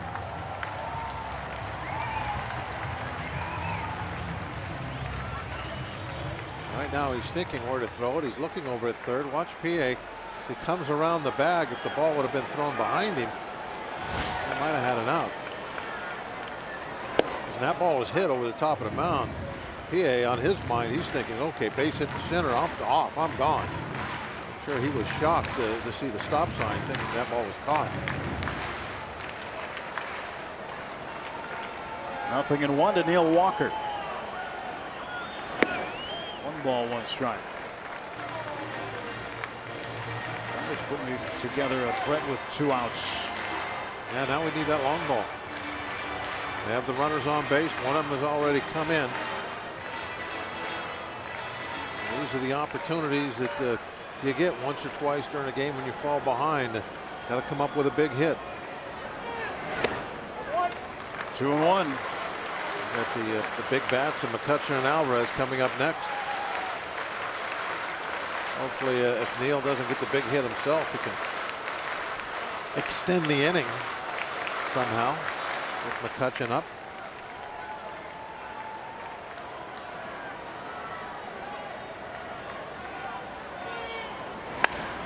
Hammered to right field. Way back and gone. A 3-run homer for the Pittsburgh Kid. It's 5-4.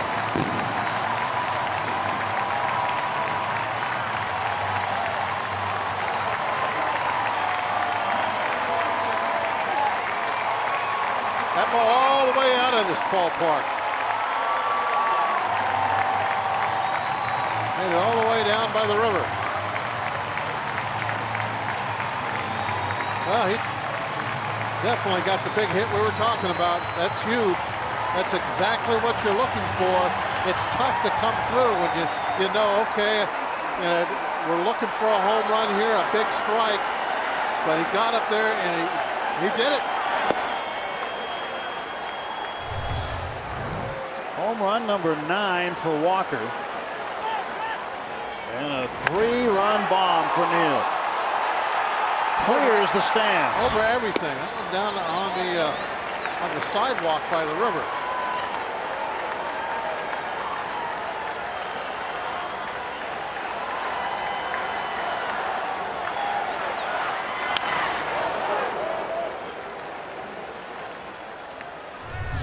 See where that ball went.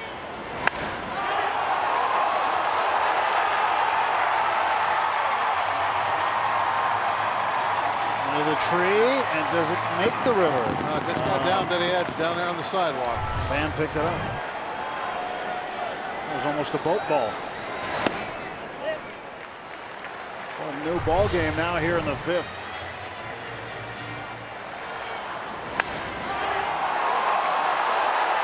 Garrett Cole knew it right off the bat.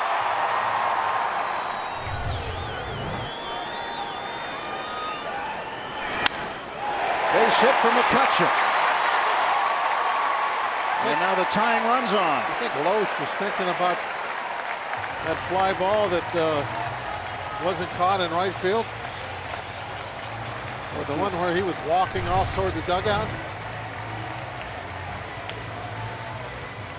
Well, and how that has changed this inning. 4 runs later.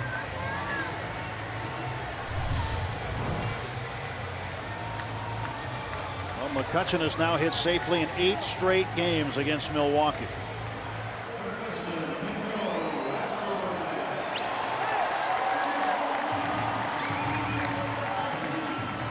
Four runs in the inning, the big hit. The 3-run homer by Walker. It cost him 4 runs. It's also cost him a whole bunch of extra pitches. 4 straight hits off of him, too. This inning, 28 pitches for Loesch. Good defense. You think about, hitting, pitching. The defense always kind of gets a little lost in the shuffle. Alvarez to left center field. It's headed for the notch. And a double. And a break for the Brewers. McCutcheon was going to score easily on that one. And that's the 3rd ground rule double for Alvarez this week.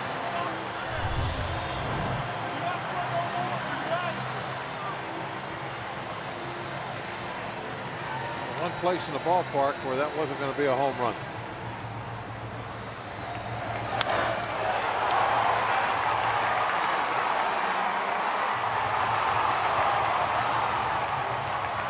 Well, that definitely a little bit of bad luck for the Pirates, but you can't really feel too badly about the ball bouncing over because that ball in the outfield was dropped. Well, Clint Hurdle went out and talked to the third base umpire Brian Knight about. He wanted to know if the fan had reached over the. If it was fan interference, then you put the runners wherever you want. But because it bounced over, everybody just gets 2 bases. If a fan reaches over the fence and messes with that ball, then the umpires can say, okay, you go here, you go there. And obviously on that, they would have had McCutchen score, and that's what Clint was talking about. What we saw in the replay, the ball definitely bounced well over the fence and into the stands. Russell Martin's 0 for 2. Pirates with the tying and go-ahead runs on base. Now activity in the Brewers pen. Rob Wooten starting to loosen up. 1 ball and 1 strike to Russell Martin. 6 hits in the inning.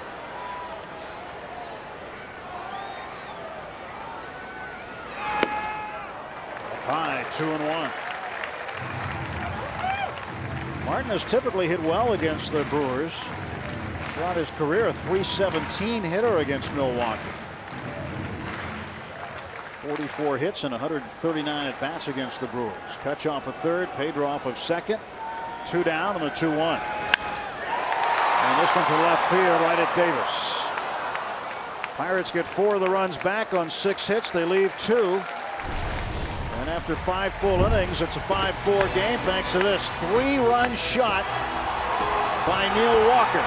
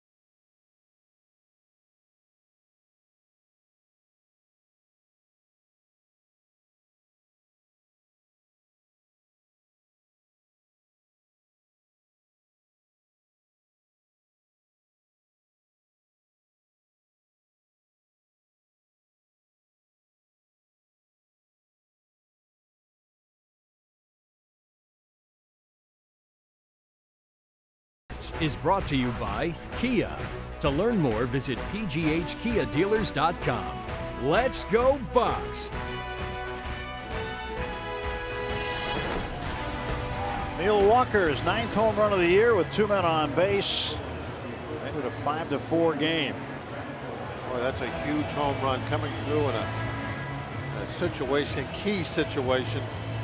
You're wanting that long ball. You need something to get you right back in the ball game, and he came up with it. And now Jenmar Gomez is in a great situation, a great position, maybe pick up a win for himself. Gomez, the 3rd pitcher used tonight. Jeff Locke went 4 2/3. Mazzaro finished up for him. But Gomez comes out, and Felix Pie remains in the game. He'll play left field. Tabata is out, And Gomez goes into Tabata's spot in the batting order. So the pitcher's spot now first. Neil Walker with 2 hits tonight. Just short of the river. Hit it out of the stadium, but short of the river. 419 feet, the estimated distance of the home run. 1-run ball game now, and Gomez to face Yuniesky Betancourt. 7-8-9 due up. Betancourt, Jeanette in the pitcher's spot.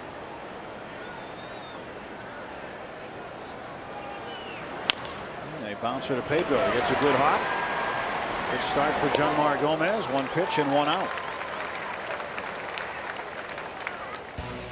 McDonald's High School football returns to Root Sports September 5th.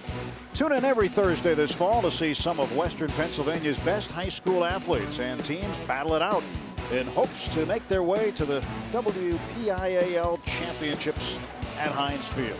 The action kicks off live as the Pine Richland Rams take on the Seneca Valley Raiders Thursday, September 5th at 7 on Root Sports. Neil Walker's Rams. Scooter Jeanette takes a strike, 0-1.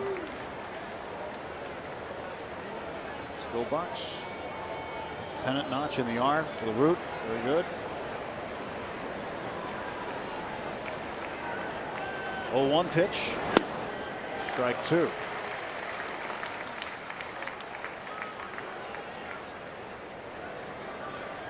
School goes back in session tomorrow. I know at Pine Richland it does. No, North Allegheny. And I don't know about the high school, but I know the elementary schools started Monday. Kids are back. 0-2 pitch. It's fouled off. I'm young enough. I have small elementary kids. Any word you want to put before kids? Okay, grandkids. Okay. There you go.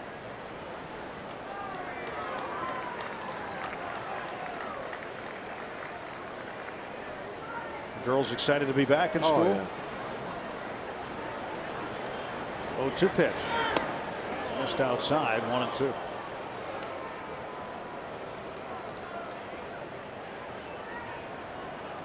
So it's a school night tonight. Better get it done in 9. No extra innings. And he reached for it and struck out. Gomez comes in, gets the first 2 men. Nice little tailing fastball.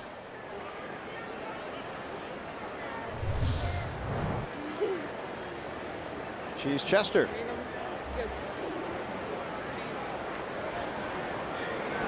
Kyle Loesch takes strike 1. Milwaukee pitcher is 0 for 1 with a sacrifice bunt. Hitting 156 for Milwaukee. But he was a late sign. He was a free agent through spring training. People didn't know if he'd be signed or not, because if he was, the Cardinals would be due compensation. But teams kind of weighed their options and waited. Loesch ended up getting himself a pretty nice deal with Milwaukee, as it turned out.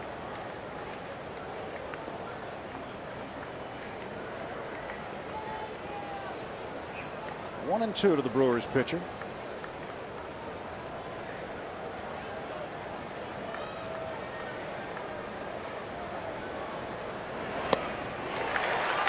Two strikeouts in the inning. 1-2-3 go the Brewers.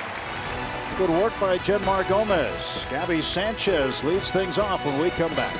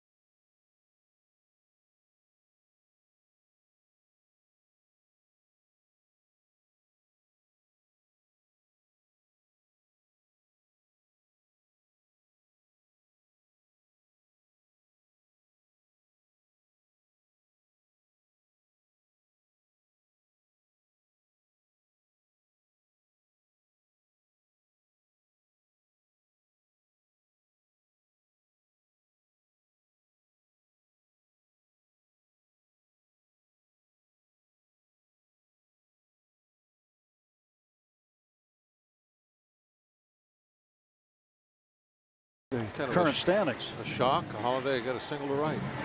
That's all he does when it's not hitting a home run or striking out or hitting it into a double play. But yeah, he goes the opposite way very well. A half game separates the Pirates and Cardinals right now. Well, they're sitting in their ballpark doing what we are, looking at that out-of-town score. And they saw that 4 spot go up in the bottom of the 5th inning. Wondering what was going on. They're feeling pretty comfortable when they saw it was 5-0.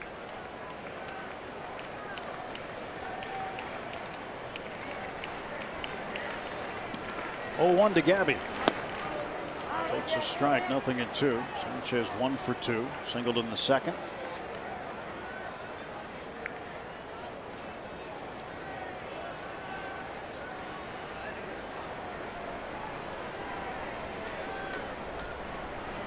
No balls and 2 strikes to Gabby Sanchez.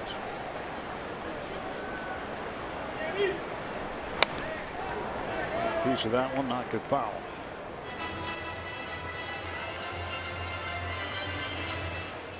Sanchez will be reunited with an old teammate, John Buck. They played together with the Marlins.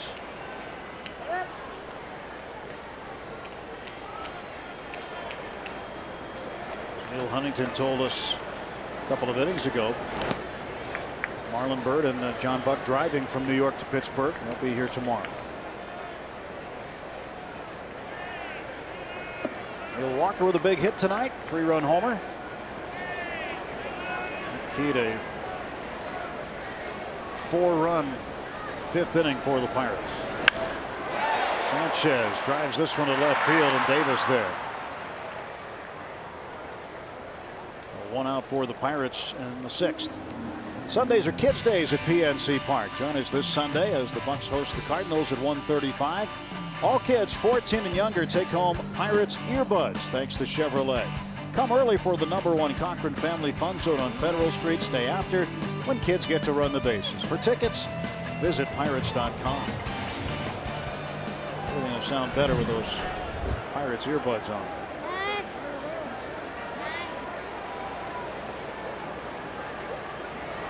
Andrew Lambeau takes ball 1.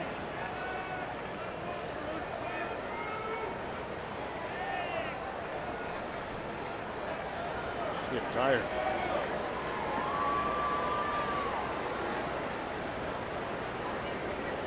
1-0 pitch coming to Lambeau. Takes a strike, and it's 1-1.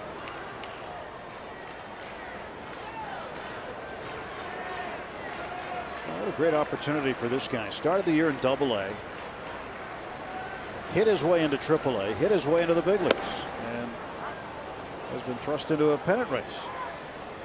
You just never know how things are going to go when you leave spring training, do you? Yeah, he was kind of a forgotten man.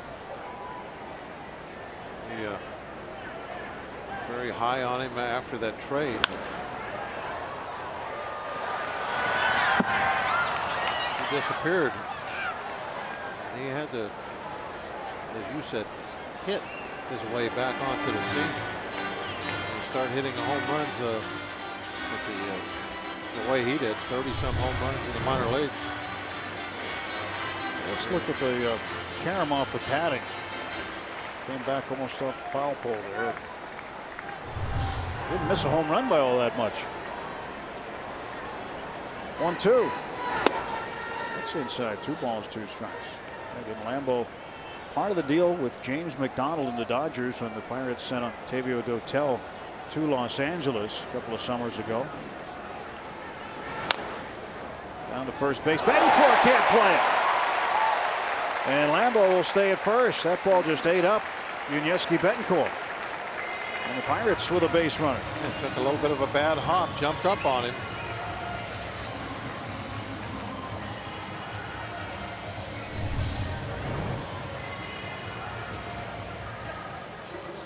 An awful lot of topspin probably on that ball.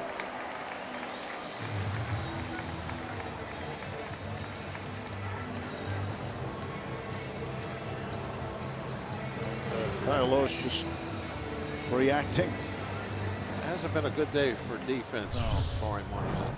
That's going to go as a hit for Lambeau. He's 2 for 3.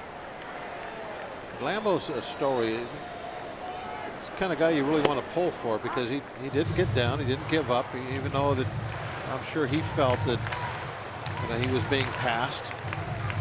And he kept plugging away and back on the scene in a big way now.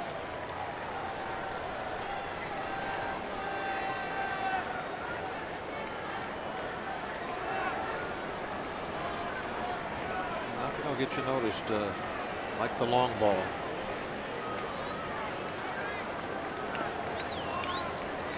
Oh, 1 to Jordy Mercer. And Jordy goes to right field. That's a base hit.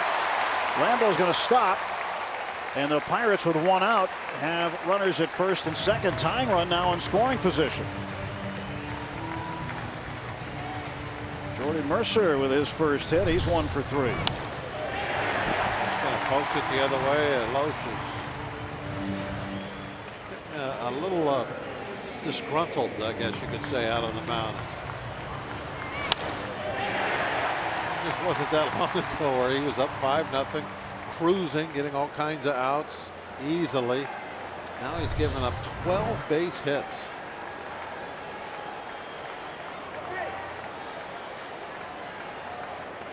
A 12-hit night for the Pirates. They trail by a run.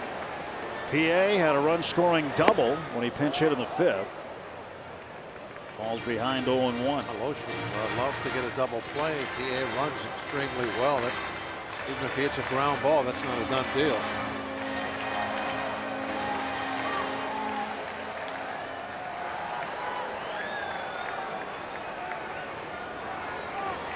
Oh, 1 to PA. Ball and a strike.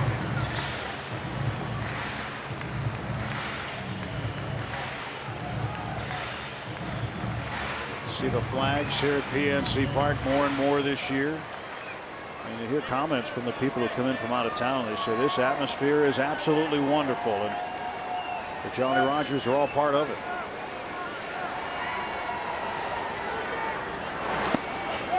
Two and 1 to PA.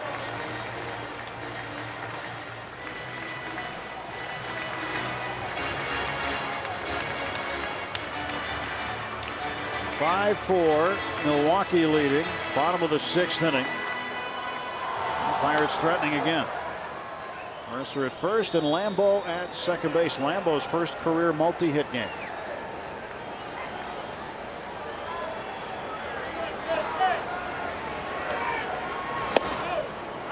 On the corner for a strike. Yeah, just curled that slider in.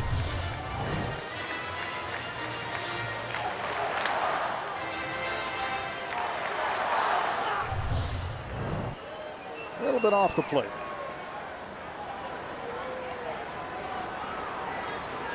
Loesch looking in at Lucroy. He's got his sign now. The 2-2 coming to PA. And PA rips it behind Bencourt to right field. Lambeau around third. This ball game is tied. Felix PA with another RBI.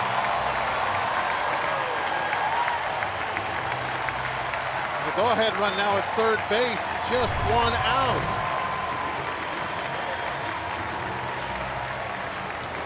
Yeah, Loesch again running over to cover the bag. Look at his reaction. He's thinking, there was another catchable ball that got by. Lambeau able to score easily on that ball down the line. Felix PA getting another opportunity in the big leagues after a 2-year hiatus. Pirates bringing him back on the road trip. Ron Renicky takes the ball from his starter. It's a brand new ball game at PNC Park. 1 out, and the Pirates have the go-ahead run 90 feet away. New pitcher coming on for the Brewers.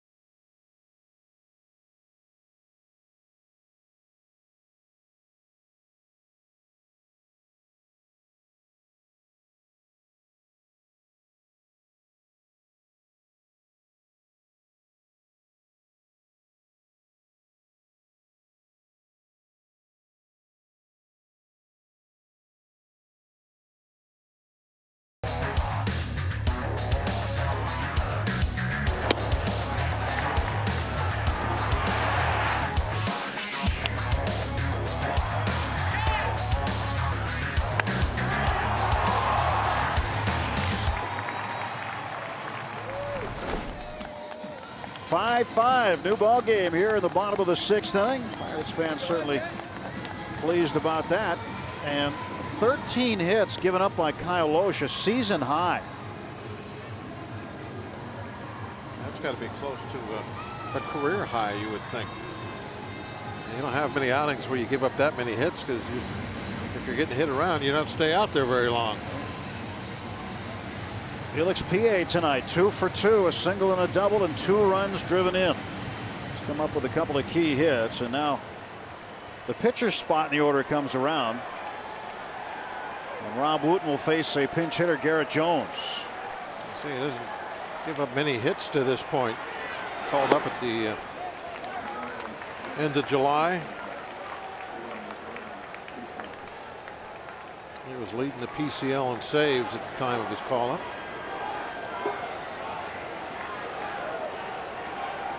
Runners at first and third, 1 out, 5-5 ball game. And Jones taps this one foul into the Brewers dugout.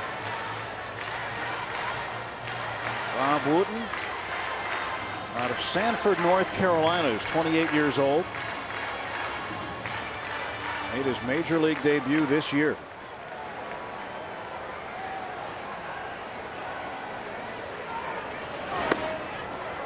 Two and 1.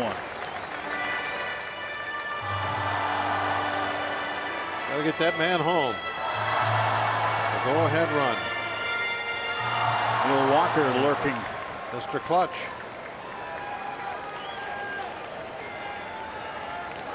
Throw to first, and Pia gets back.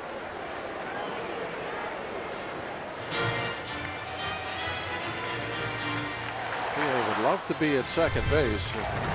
Take the double play ball out of the works. Luke throwing over while he was taking the sign, looked like. 3-1 to Jones. Now Garrett can be a little picky with this next pitch. Yes, he can get something up. He doesn't want to hit a ground ball. He needs to get something to the outfield, even if it's just a lazy fly ball. That's a sack, and the Pirates take the lead.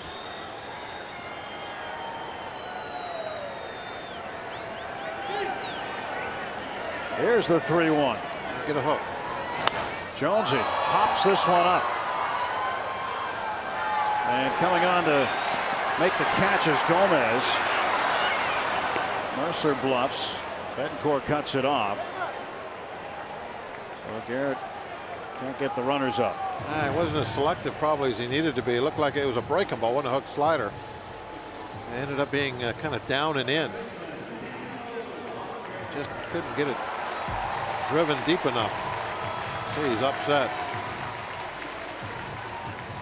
So Neil Walker, last time up, last inning. A game-changing swing.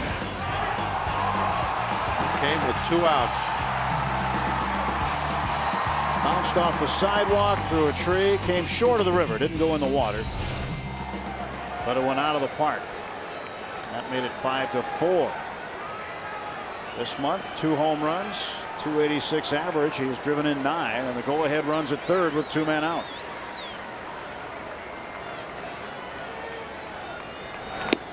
Strike called to Neal.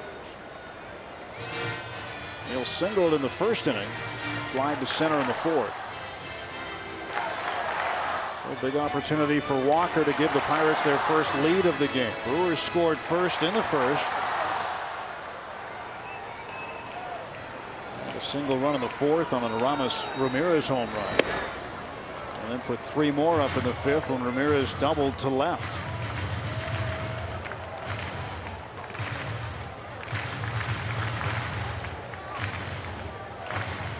Pirates had 4 of their 5 runs last inning, 1 this inning. Lambeau scoring on a base hit by Pia. Ball and 2 strikes now to Walker.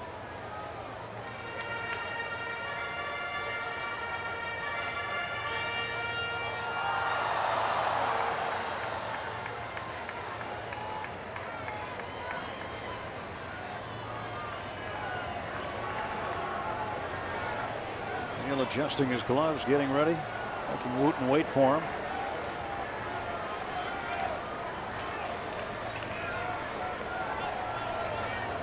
Ball and 2 strikes.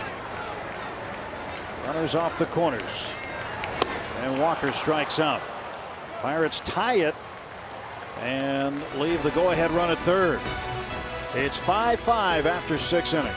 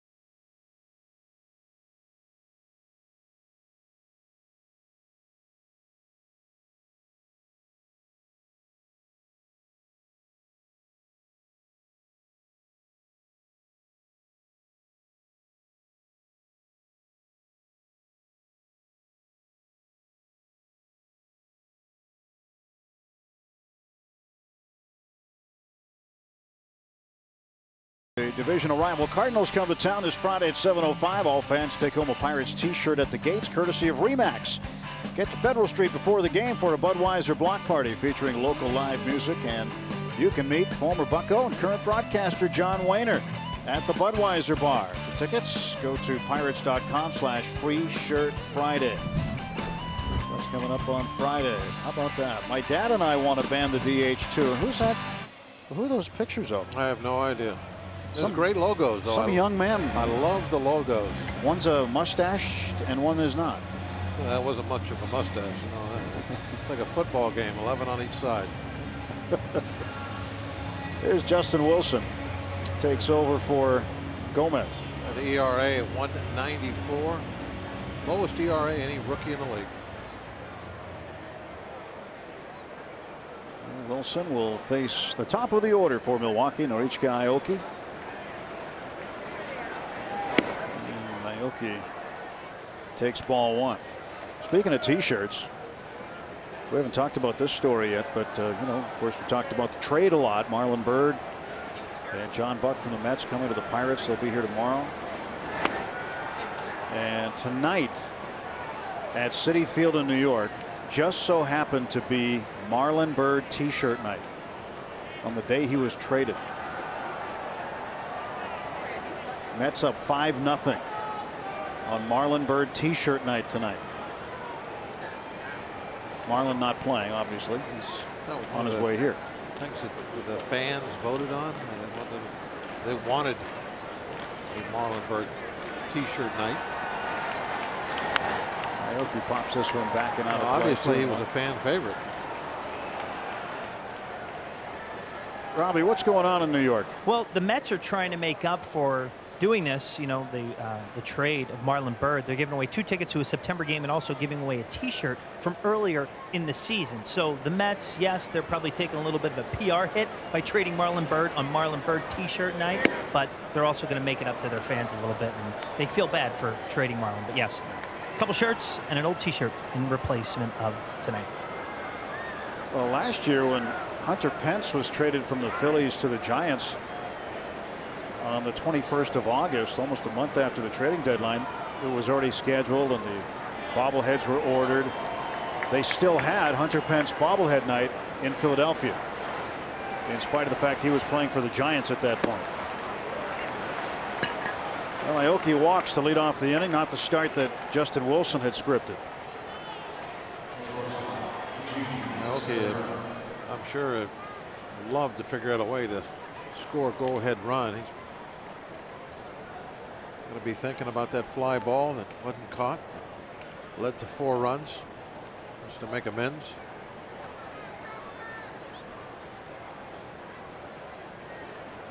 Here's Gene Segura. Segura tonight with an infield hit. 1 for 3.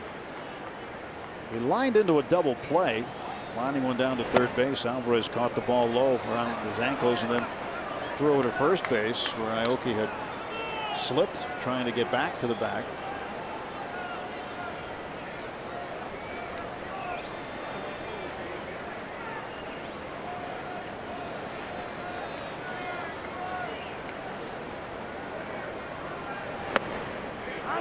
It's 1-1 to Segura.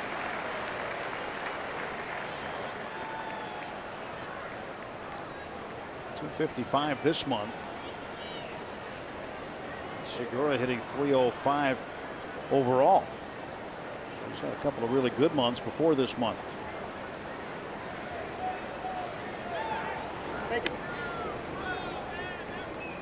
Brewers playing better baseball this month. They're at 500, 11 and 11 in August. Overall, it's been a disappointing season, I'm sure, for them, but there's some things that they can point to. They've got the 2 youngsters that have come up and have played very well. And of course, Segura taking over that shortstop position, and most of the season he's just been a monster. To Walker, flips to Mercer, and out at second. Umpire Dan Iasonia will say that the ball was dropped on the exchange. It wasn't a clean play from the beginning, but the Pirates end up with 1 out of it. Yeah, the timing got all messed up right away. Neal didn't come up with this ball clean.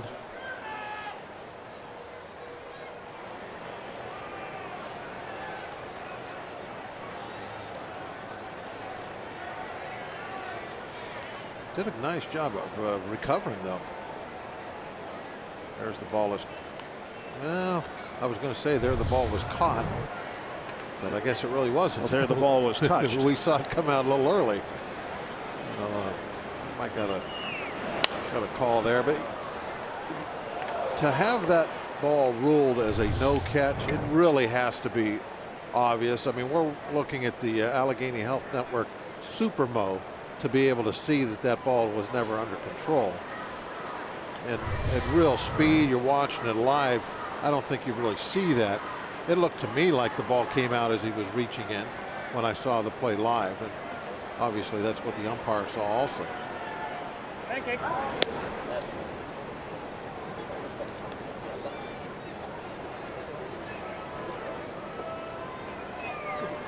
No balls, and 1 strike is the count now to Jonathan Lucroy.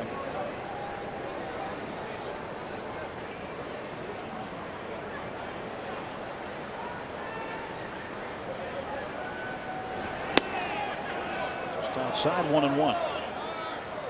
Lucroy could be a double play candidate here. He gives the Pirates a second chance to turn one.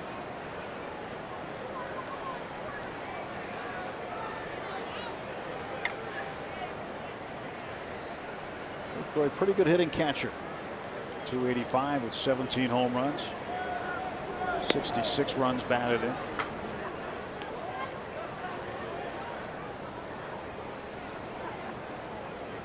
He was on the shelf when the season started. If I remember right. I think it was Lucroy. Last year he missed some time. Oh, that's probably what it was last. Yeah, last year. A boxer's fracture. There goes the runner, and it's fouled back. Segura can run. He has 38 steals. What kind of fracture did he have? A boxer's fracture. Oh, he hurt his hand. Yeah. It's a boxer's fracture. Where you punch somebody, that's where he broke it. Suitcase fell on his hand in the hotel in Los Angeles. That was 2 seasons ago. He came back to be pretty effective for the Brewers. So Segura at first. He's the National League leader in steals with 38. When Lucroy's not out there, they miss his bat. Pretty good stick, especially from that catcher's position. Fouled off into the It's upper always deck. hard to find a two-way player for the catcher's spot. It's a few and far between it. When we talk about those guys, it's such an important spot defensively. That's where really everybody puts their emphasis on it. It's almost like, well, if he hits, it's, you know, a little frosting on top. And the 1-2 from Wilson. Nope, he'll go to first instead. Segura trying to get himself in scoring position. He's tough out when he breaks to second base. 38 steals. He's been caught 9 times. Well, I think he likes to run. Let's see if Segura goes here. He is definitely thinking about it.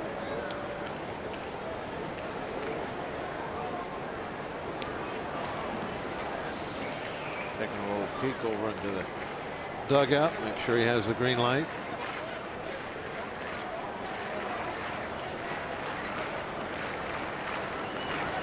There he goes.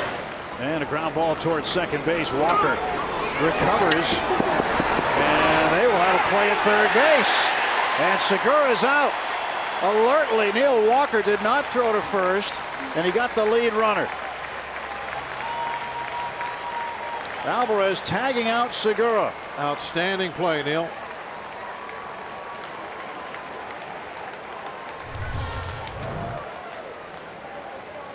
Good jump. This is some thinking man's defense. Now Neil is out of position covering the bag, so it's hard for him to get back. Once he gets back, he decides to take that little peek to third just to see, and boy, did that pay off. Allegheny Health Network Super Mo giving us a great look at it. What a huge difference right now. Instead of first and third and one out, took that go-ahead run right off of third base and got the second out doing it. Ramirez down the right field side and deep into the corner. That's a foul ball. Well, right now, there's not much question in my mind. Neil Walker's player of the game. Huge home run earlier, and now this defensive gem. Boy, that was very close, wasn't it? Pedro tagged him at the same time he touched the bag. Yeah, I didn't think it was that close. It looked like he was out a little easier than that. He almost got his hand in.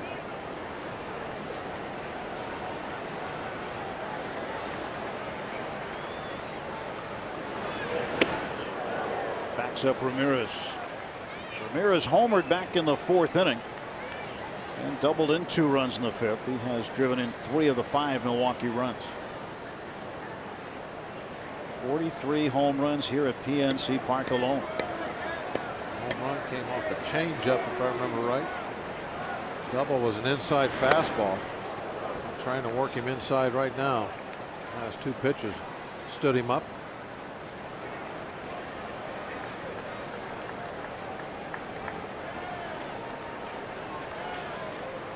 Martin peeking over to get the signs about the running game. See how they'll play Lucroy at first. Lucroy takes off, had a good jump too. Martin throws down, and Lucroy steals a bag. Just the 5th time this year he's stolen a base, and now the go-ahead run in scoring position with 2 men out. It's one of those situations where you have a left-hander on the mound, and you're just going to take a big lead and then run on first move. If it's a pick-off throw, so be it. They're going to get you. But you go ahead and you just roll the dice, and if you're right, because of that leg kick, you're going to get a big jump. And Lucroy did that.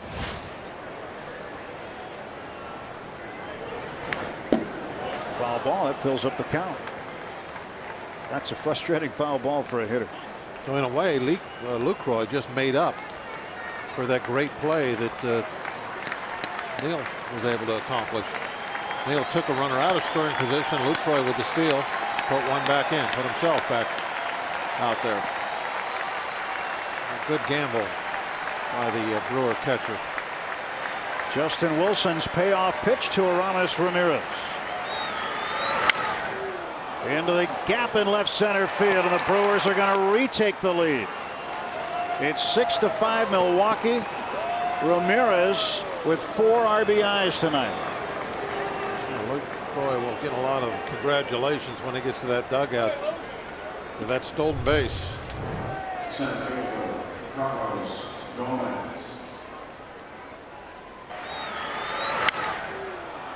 Sometimes a lot of people think the stolen base is a little overrated, but not in this inning. That was huge.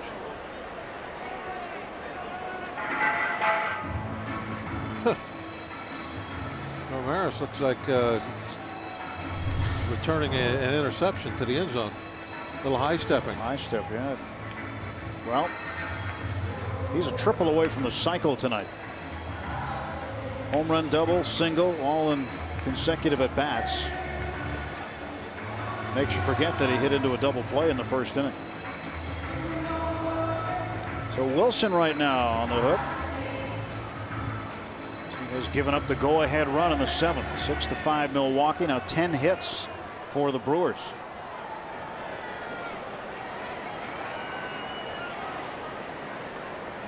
Carlos Gomez had an infield single in the 4th. And he's also walked.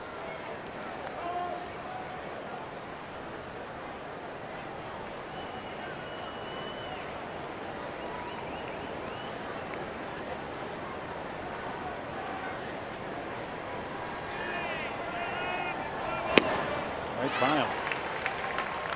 95 miles an hour. 1 ball and 1 strike to Gomez.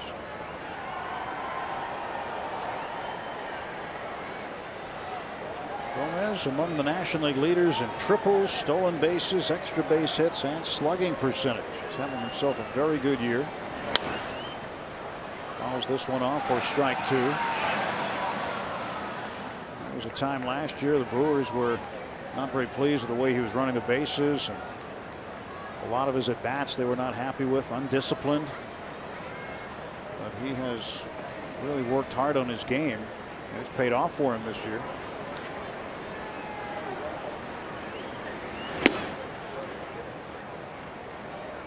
2 balls and 2 strikes. He used to be a guy when it came to the plate, you're always just worried about the bunt base hit. But certainly added power to his game this year with the 18 home runs.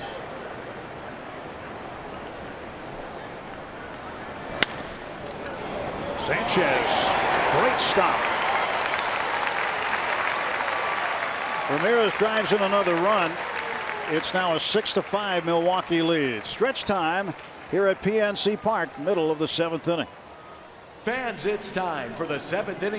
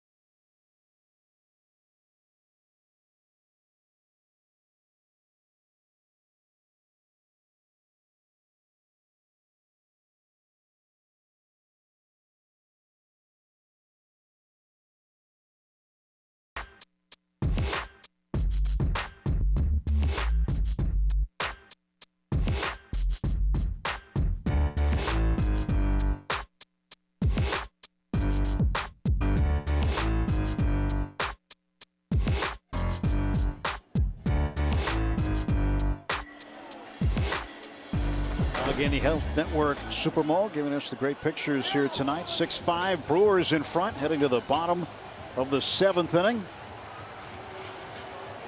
And that's where they want the cannonball to go. They'll have to clear the deck, though. Let's check in with Robbie. Well, guys, Andrew McCutchen on fire in the month of August. In fact, he's close to setting a Pirates franchise record. Look what he's done. He's batting .423 in August. Only a couple guys have done it, Kutch being one of them, but Pena, Clemente, and Bill Madlock. Kutch well on his way to Player of the Month honors. And Clint Hurdle said the main reason for that, Tim and Bob, is that they're able to protect him better this season, but he's got another year of maturity and realizes he does not have to carry this team on his back. And look at the results that we've been able to see so far this late in the season for Kutch. Yeah, I think last year when the Pirates were doing real well, Kutch was getting it done more often than not. This year, more guys have stepped up and helped the Pirates find ways to win games. But look at that average. Last 5 games, 7 for 15, 467. Kutch has hit in 8 straight games against the Brewers. By the way, the Pirates have won 5 straight against Milwaukee in 8 of their last 9. And now in a position where they've got to come back again tonight, trailing by a run. Right down at Aramis Ramirez for the first out of the 7th.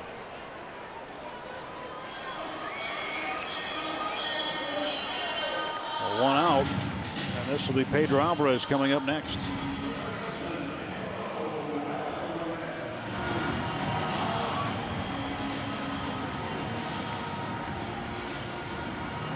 Pedro's 3 for 3. He's had himself a night, 2 singles and a double. Home runs missing though. Yeah, maybe not for long. Fingers crossed. Wooten deals outside for a ball.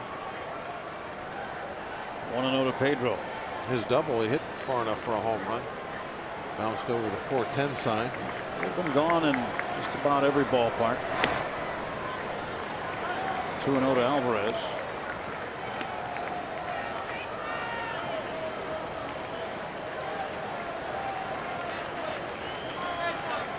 Pirates would love it if Pedro would get hot now, as we are into the latter stages of August, heading into September. September is going to be a big month for these players. These guys went through it last year. They saw how things fell apart late in the season, and they're all determined to make sure that doesn't happen again.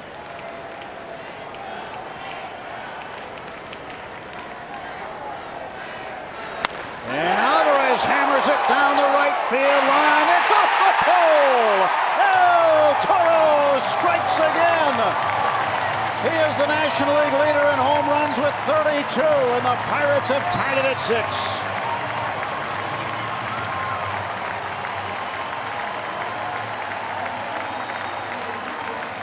You can kind of tell the way Wooten was working him that he was afraid of that home run ball. Did not want to give him anything that he could hit. But then he made the decision, well, okay, I'm going to throw him a strike. Everything out of the zone. Finally comes in with a strike, down and in. Golf shot. The only question was it going to hook into foul territory?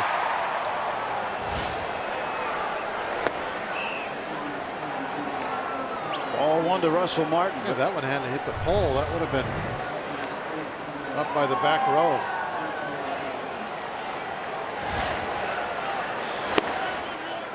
Two 2-0 to the Pirate catcher.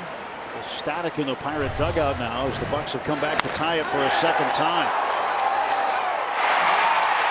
That ball was just starting its downward arc when it hit the pole. Would have been back row. Maybe even had a chance to get over that fence.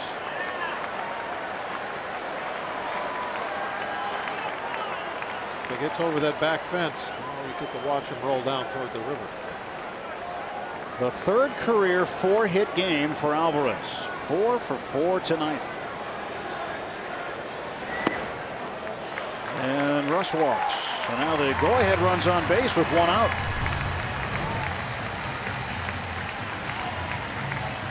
Wow, that hit way up high on the pole.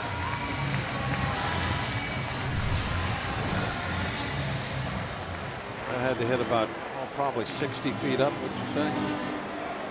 Yeah, at least.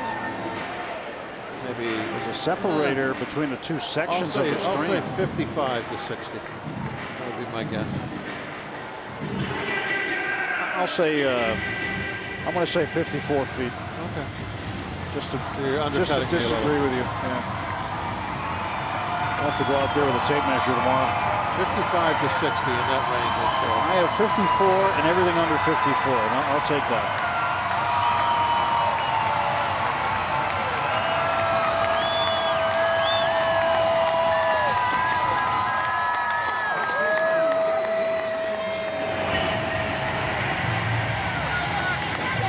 Battling Bucks have battled back again.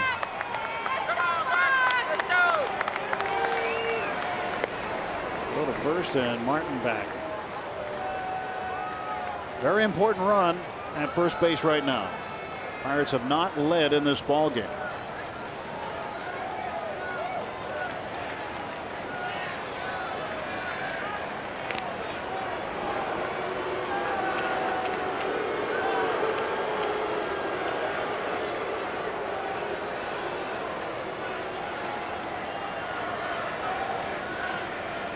Gabby Sanchez 1 for 3. That's popped up shallow right. Here comes Aoki. He will make the catch for out number 2. Let's look again at Alvarez's home run. Just a beautiful line drive.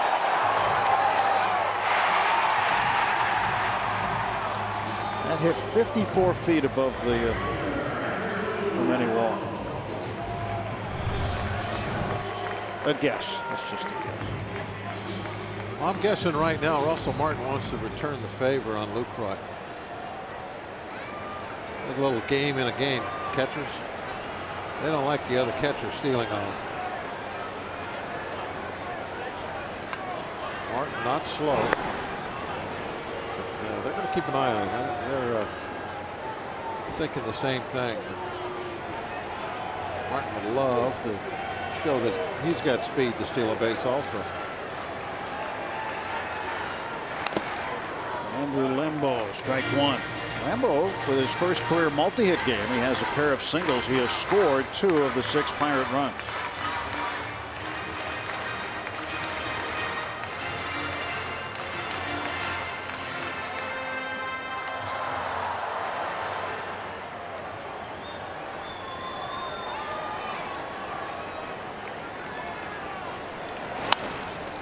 That's off the pitcher.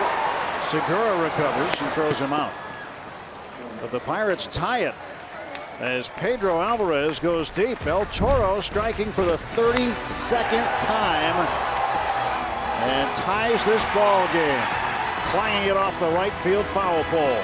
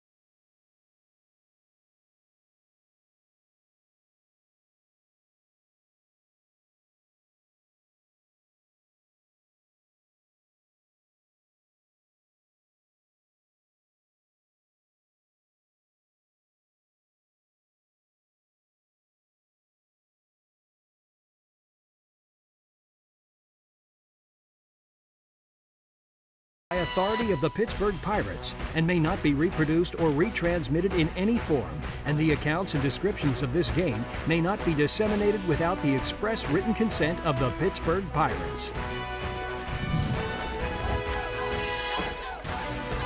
Well, the youngsters happy on a school night to see Pedro Alvarez tie the game at 6 with a solo home run. Bucks with 2 homers tonight. Walker with a 3-run shot in the 5th inning. And Pedro's tying it up in the bottom of the 7th. Oh, the top of the 8th inning. And Alvarez and the Pirates have a new pitcher out there. Right-hander Brian Morris takes over. Brian's numbers on the season, been doing a lot of 8th inning work of late. Kind of taken over the old Melanson role.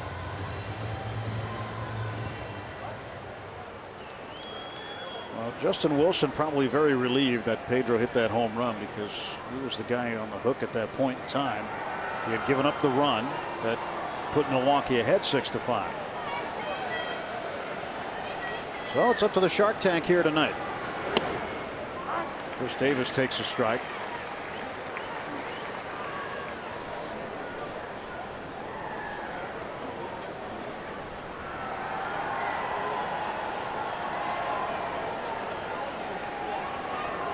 Six, top of the 8th. Nobody on, nobody out. And the left fielder Davis takes one for a ball. Davis trying to make the most of the opportunity he's been presented due to the suspension of Ryan Braun. And that's part of what has been a bad season for the Brewers, as they've had to deal with the controversy surrounding Braun.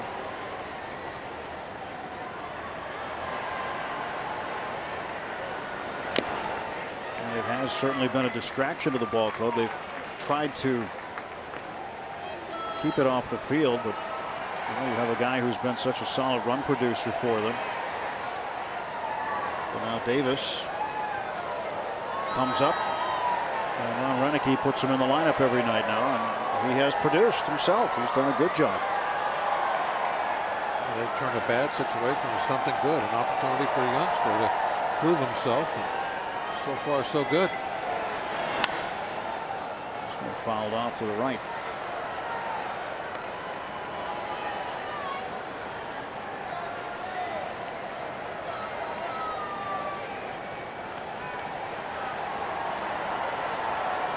$23,801 here tonight.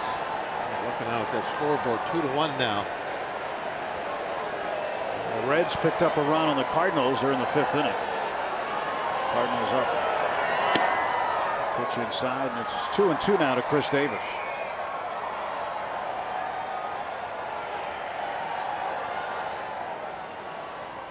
Keeping an eye on that ball game there. St. Louis is coming to hit now in the bottom of the 5th. Here comes the 2-2 on the way. And right into the glove of Alvarez. A diving stop for Pedro. What a night he's having. He's had to corral some liners down there at the hot corner.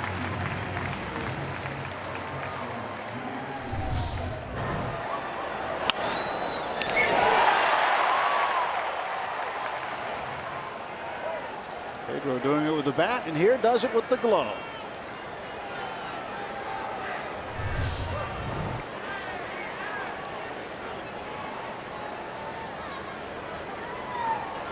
One out, and the batter is Betancourt, first baseman. Strike one.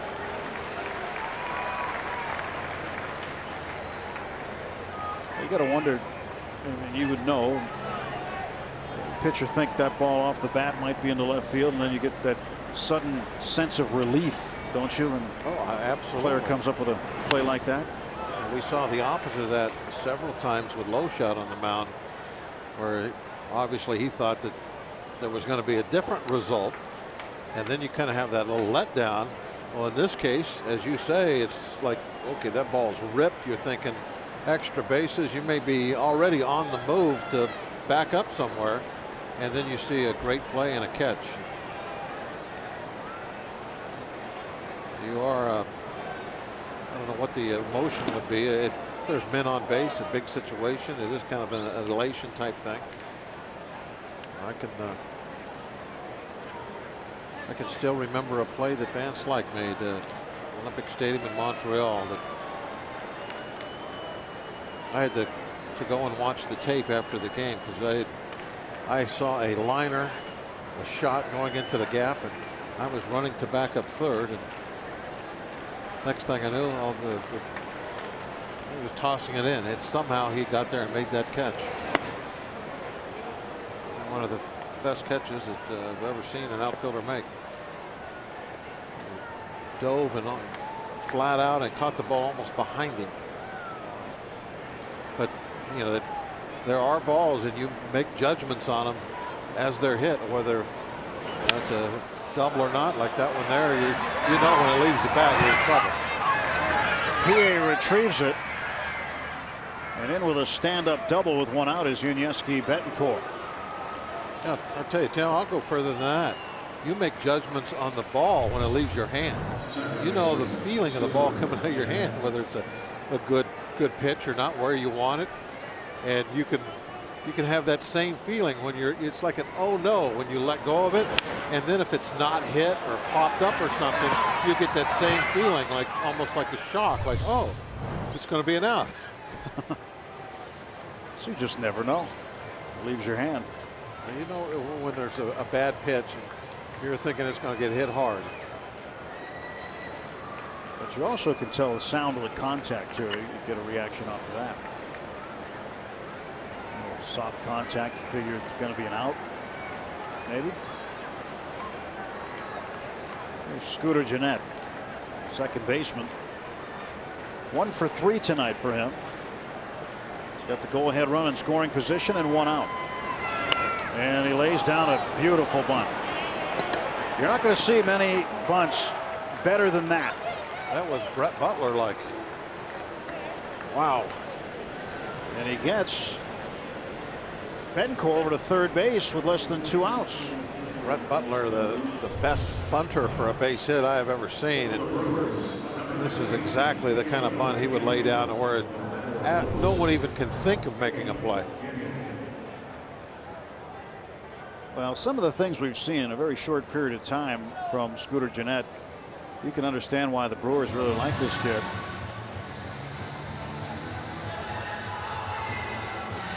And you never know. You don't know how Ricky Weeks is going to recover from the hamstring surgery. Again, a torn hamstring. Now, folks, you probably pulled a hamstring, but tearing it is a completely different animal. Had to have surgery to repair it. He's going to be out a long time. And you got to wonder if Scooter Gennett now is going to end up being the second baseman of the future. He's certainly putting a down payment on that position. A little conversation on the mound, but big problem here. Possible winning run, 90 feet away, just one out. Tony Watson getting loose. So Caleb Gindel at the plate to pinch hit. This is just the 35th game he has appeared in. He has started 22 games. Stretched by Morris in the pitch. Gindel takes outside for a ball. He was another guy that the Brewers were considering for that left field spot without Braun. Chris Davis came in, got the opportunity, and just took that position. 2 for 10 as a pinch hitter. Betancourt third, and Gennett is at first base. One out.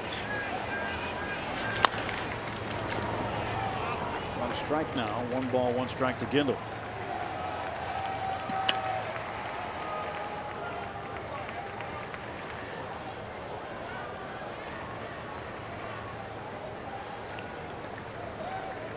Gindel will never forget his first major league home run because of the significance. July 21st against Miami. It was a walk-off homer. That was his first major league homer. Came in the 13th inning.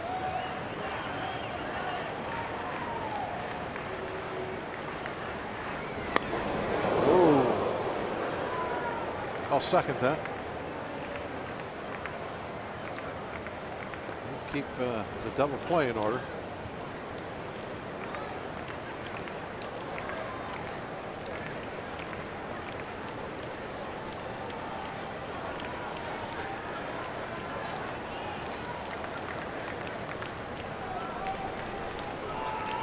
One to Caleb Gindel. And away from him, 2 balls and 1 strike.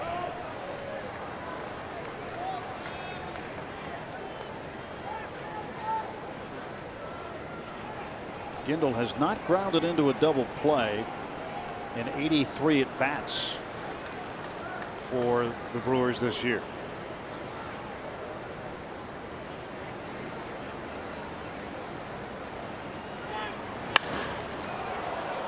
Pops it up to right. Betancourt is going to tag.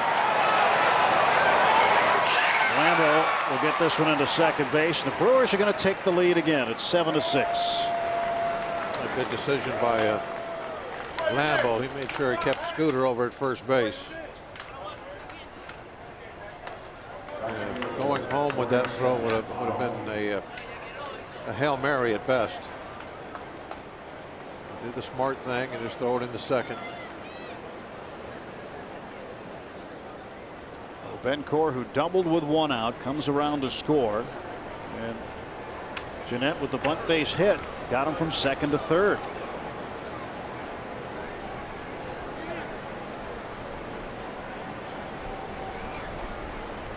Norichika Aoki, leadoff man, has 2 hits. He's walked twice. 2 for 2 night for him. 1 ball and no strikes to Aoki.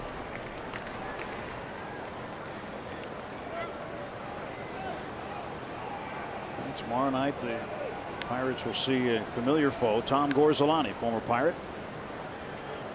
Charlie Morton will counter for the Bucks. Charlie's been pitching very well lately.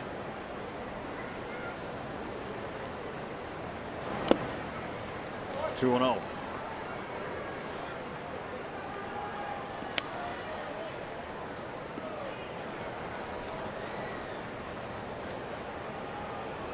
Milwaukee's had leads all night. Pirates have not led in this game. They've come back to tie it twice. Sacrifice fly by the pinch hitter Caleb Gindel. Scoring Betancourt has put the Brewers ahead again. Now Moore is falling behind Aoki. Where Ross Ollendorf got a win.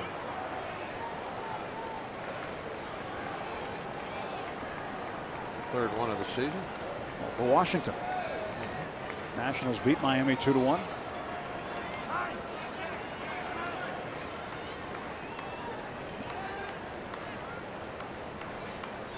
Speaking of 2-1, the Cardinals still leading the Reds by that score. They're in the top of the 6th.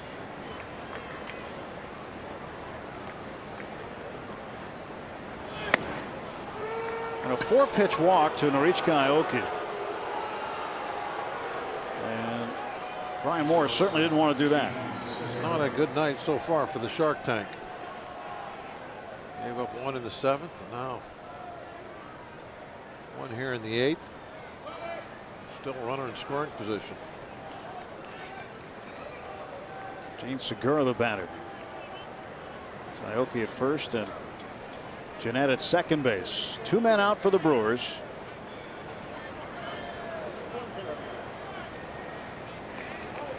Pirates bats are going to have to get something going again in the bottom of the 8th. And Morris hopes that he can keep it to just the 1 run right now. Strike called. And Segura down on the count 0-1.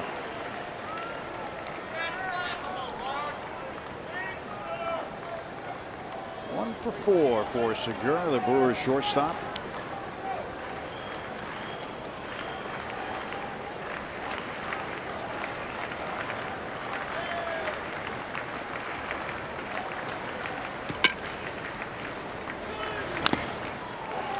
Two.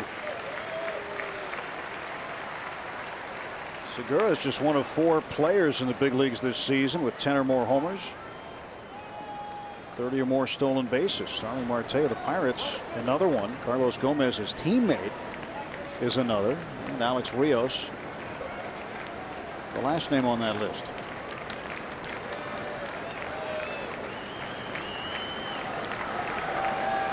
Nothing into the count to Segura. 2 on, 2 out. Brian Morris delivers.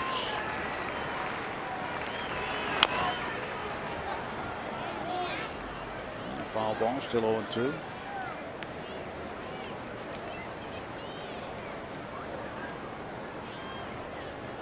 Yeah, the Cincinnati run tonight, Bob, the result of a Shin-Soo Choo solo homer. It's been the only home run in that game with the Cardinals tonight. Reds and Cardinals playing the second of a 3-game set.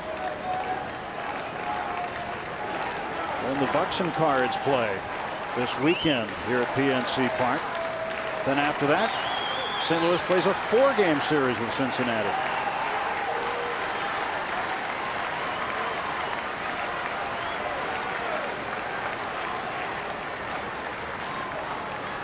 Pirates will play the Brewers next week starting on Monday in Milwaukee. 0-2. In the air to right field. Here's Lambeau. 1 run, 2 hits, and 2 left to the bottom of the 8th. It's a 7-6 Brewer lead.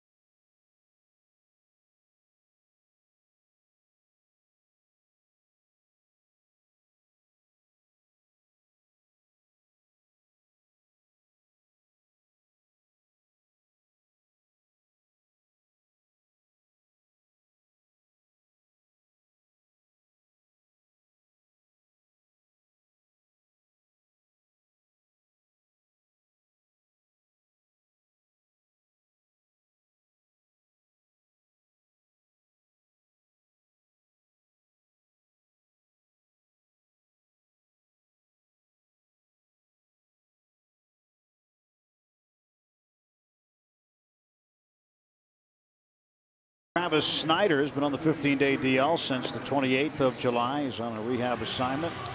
With Altoona, went 2 for 6, and with Indianapolis, 5 for 20 in 5 games. And tonight, the Indianapolis Indians had Jamison Tyone start that game. He went 7 innings, gave up 8 hits, 3 earned runs. And the Pirates AAA club trailing in that game.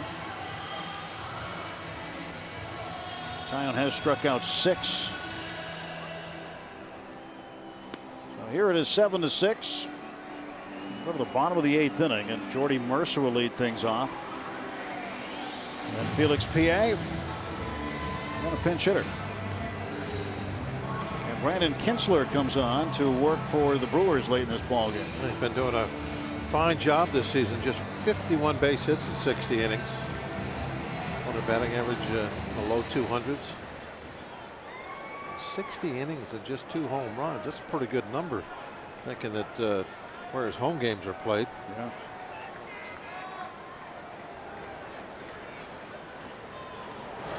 Mercer takes ball 1.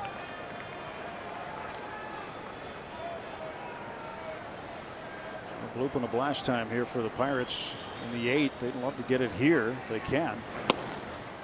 Find a way to get 2 runs and then close it out in the top of the 9th, but they've got some work to do.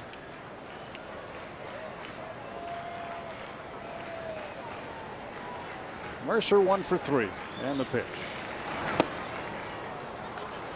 Ball with 2 strikes.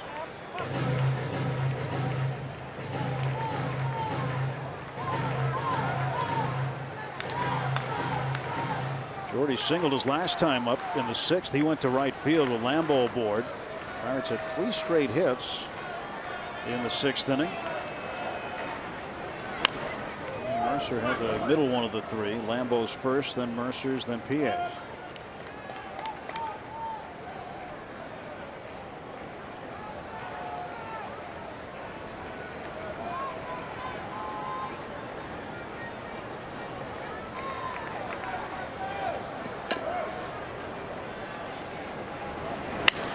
Jordy breaks his bat, and Ramirez throws him out. Road Ahead is brought to you by Nissan, and tomorrow Tom Gorzolani facing Charlie Morton. Gorzolani 3-5, and Charlie coming off a terrific start at San Francisco. He's 5-3. Then on Thursday, Giovanni Gallardo 9-9 will meet rookie Garrett Cole. Cole is 6-6. 6:30 for Pirates pregame right here on Root Sports. So Felix Pie at the plate. He's 2 for 2. Produced 2 runs. Double and a single, a run scored.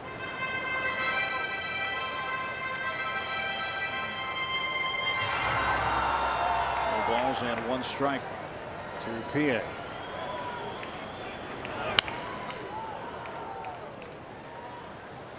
And 2. PA, former Chicago Cub and Baltimore Oriole. He opened some eyes in spring training. Thought he might have a chance to make the club out of spring. Good performances. And he strikes out here on 3 pitches. So Kinsler gets him. And there are 2 quick outs for the Pirates in the bottom of the 8th. Josh Harrison will come up to hit in the pitcher's spot. Start him off down the middle and then got him to chase up and away. Josh Harrison stepping in has had some very important hits late ball games for us. One of them a long ball. Be nice to see that happen again. Home run was the right center, wasn't it? It was. Harrison ground ball to second base. Jeanette gobbles it up, and the Pirates gone in order in the 8th inning. 1, 2, 3. Brewers lead by a run heading to the 9th.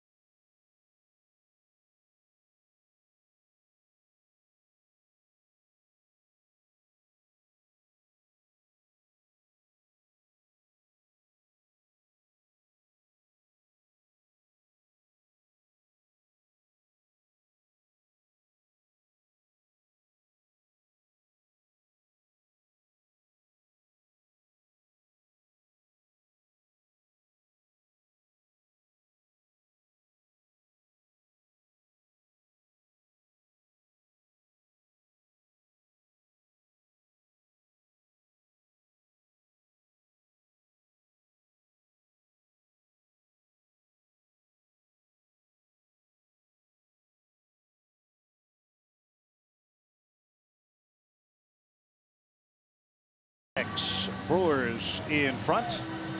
And you can follow us on Twitter at Root Sports Pit for team news, special giveaways, and a behind-the-scenes look at your favorite teams. Join the conversation with Robbie Ince-Mikowski, Dan Potash, Rob King, and more on Twitter today. And tell us how you root for your Bucks. Always get a hold of us too in the booth. Hashtag Bucks Booth. Tony Watson will pitch the top of the 9th inning for the Pirates. He will face 3, 4, and 5 Lucroy, Ramirez, and Gomez.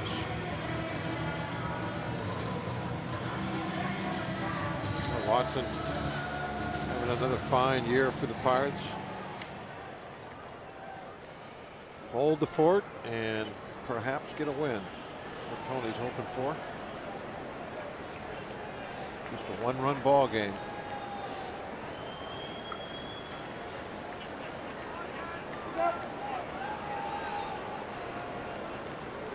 Lucroy has scored 2 runs tonight as an RBI base hit and reached on a fielder's choice. And one of the key plays he made was not behind the plate. It was the steal of second base with 2 outs in the 7th. That allowed Ramirez to drive him in. Got himself into scoring position. And that had put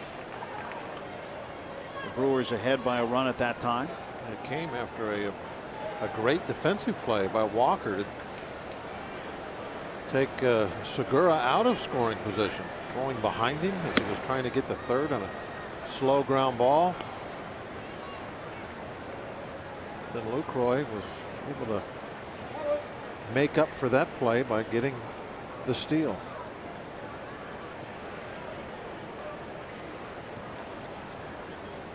One. Fouled off the mask of Russell Martin. Ball and 2 strikes to Lucroy.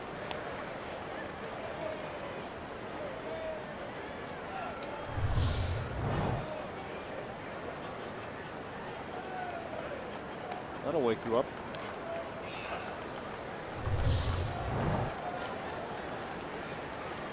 Although those masks absorb the shock of the baseball being knocked into them very well.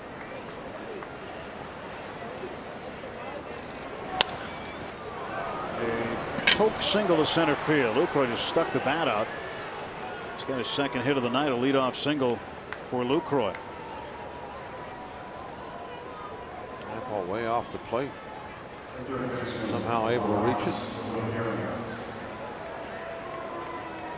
Was able to hit it to the shortstop side. There was nobody on that side of the bag to make the play. And now Ramirez, who has had himself a night. 3 for 4, home run, a double, and he has driven in 4 of the 7 Brewers runs. Tony Watson liked that pitch, didn't get a call. And it's 1-0 to Ramirez.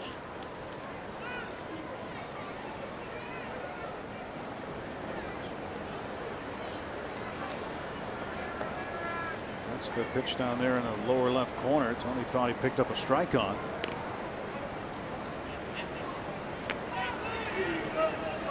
That's what you want to do, Bob. You want to make a pitch. You want to hit your spot. Tony hit his spot, didn't get the call. Well, they'll even out.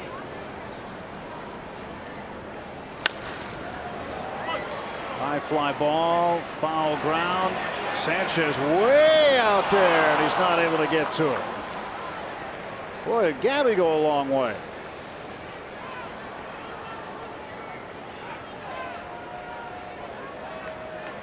A little upset he didn't make that play, but that would have been a very, very tough play to make. He made one similar tonight where he was running down that way with his back to the infield. Just off the thumb of his glove.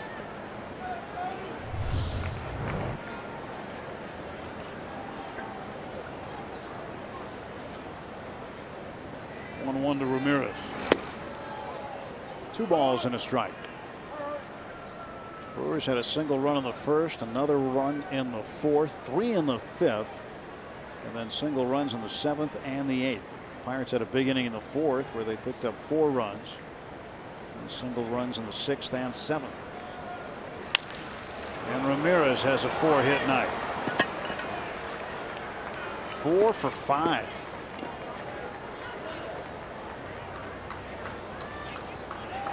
Tony Watson has given up 2 straight hits to start the 9th.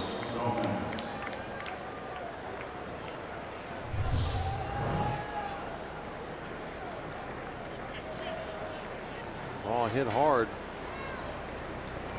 Maybe could have been a little lower. Maybe you get the ground ball to third instead of the line drive.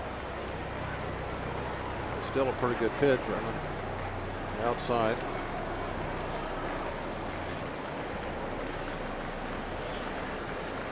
Well, nobody out, 2 on, and Carlos Gomez the hitter. Pirates will look Lucroy back to the bag. Gomez is a very good bunter. Pirates expecting him to lay one down here. He's got decent speed, so when he puts one down, you got to hurry. Can't take your time. Well, tried to slash it. Walker knocks it down. And they are probably going to have a double play, and they will. The tag play at the end of it. The 2-man out as Ramirez and Lucroy are both erased. They had to sort of hang close to the bag to make sure Walker didn't catch that ball in the air. And that cost the Brewers 2 outs. I wonder why they decided to go against the bunt. A very good bunter at the plate. You got to almost bet it's going to be second and third, 1 out. But anytime you allow the swing, there's a chance of the double play.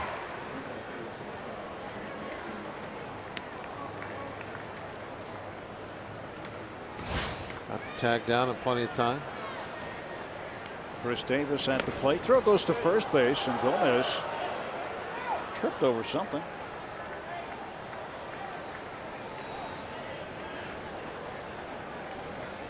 Gomez isn't too happy.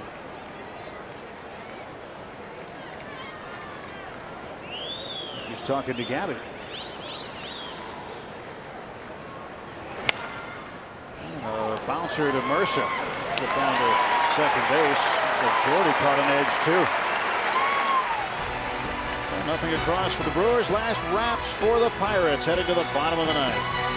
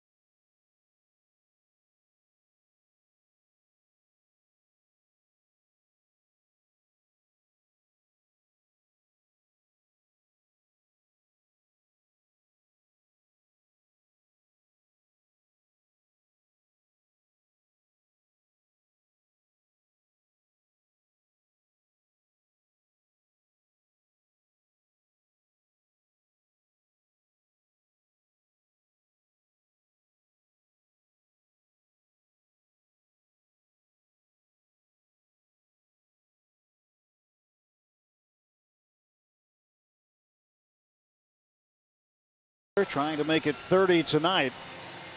Trailing 7-6. Going to the bottom of the 9th inning. 14 hits apiece. There's been plenty of offense tonight, but the Pirates need some more.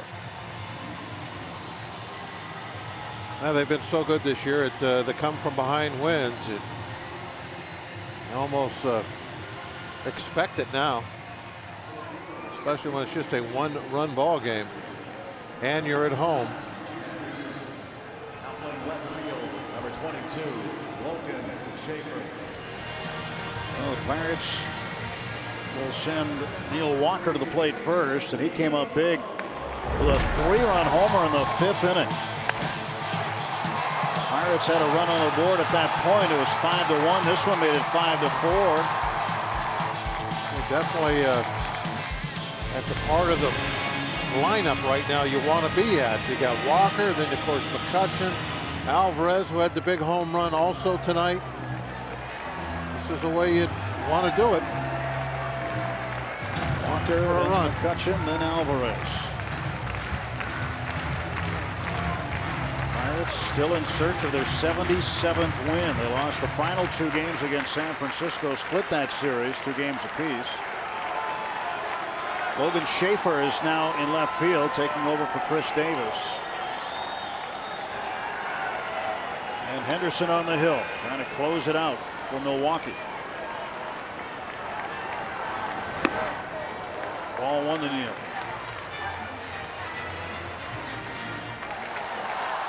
Henderson's stats on the year: 21 saves. He's only blown 3.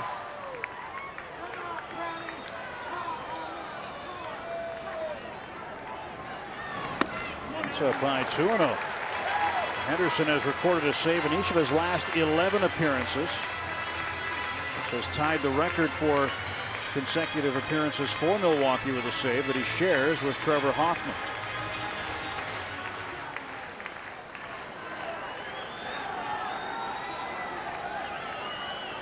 To Walker. 3-0. And Henderson a pitch away from putting the tying run on.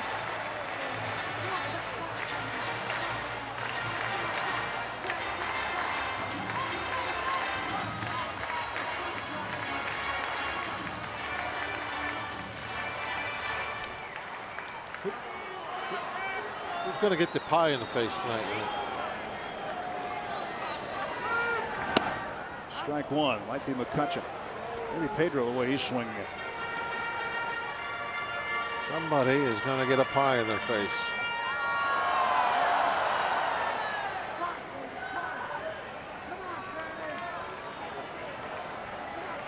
With 1 hit tonight, he's 1 for 4. 3-1. Walker pops this one up foul, third base side. Pulls up the count at 3-2.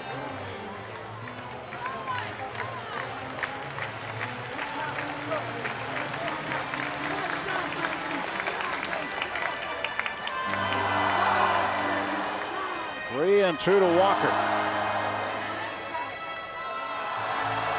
St. Louis has added a run. They lead 3-1 now in the 7th over Cincinnati.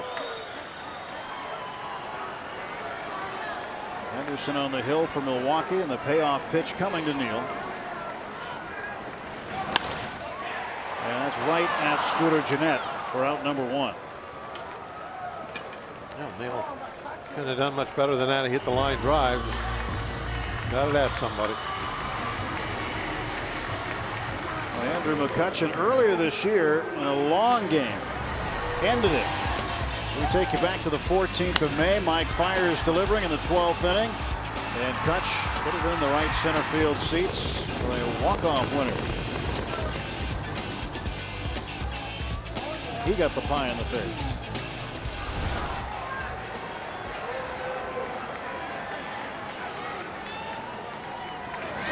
McCutchen down the third base side. That's off the glove of Ramirez.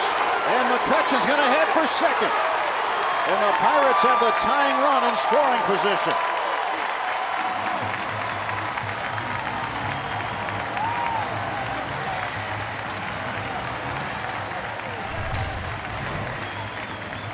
Now you need your big players to come up big. Rolling down the stretch in a pennant race. Walker tonight. Huge home run. Alvarez with a big long ball, and now here in the 9th inning, Kutch gets up there and rips a double. They're down by a run. Puts himself in the scoring position.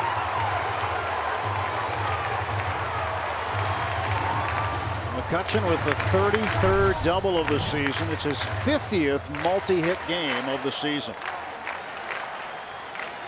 How about Lambeau for the pie tonight? I'd take Pedro right here. The way he's swinging it. Ron Renicke's going to come out and talk to Henderson about the approach here. With McCutchen. Fastest man in the ballpark at second base. Pedro waiting at the plate now. Would they walk Pedro? It's probably part of this, maybe the entire conversation. That's why he came out to talk about it. It's a gamble because Alvarez would represent the winning run. We will see what the Brewers elect to do. Alvarez swinging a hot bat tonight. 4 for 4, a home run, a double. League leading 32nd home run. And McCutcheon, the guy who can tie it. And they're going to pitch to Pedro. Let's see if he gets anything to hit.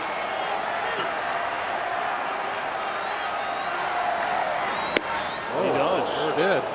Came right at him.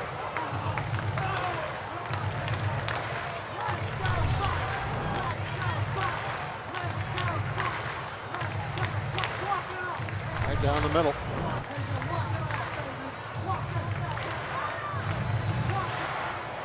Nothing in 1 to Pedro.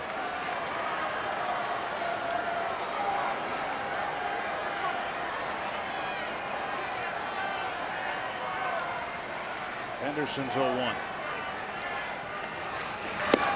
Now strike 2. 97 on both pitches, both fastballs. One pretty much down the middle, elevated just a little bit. That last one, Pedro chased a little. I think that could have been outside smidgen.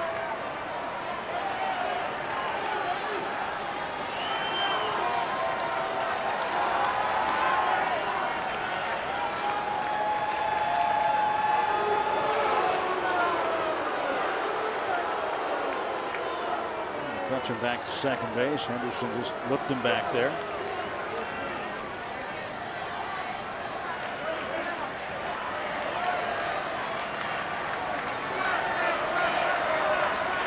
Chance of let's go Pedro.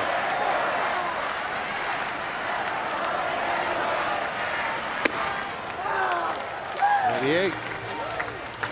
Henderson's a hard thrower.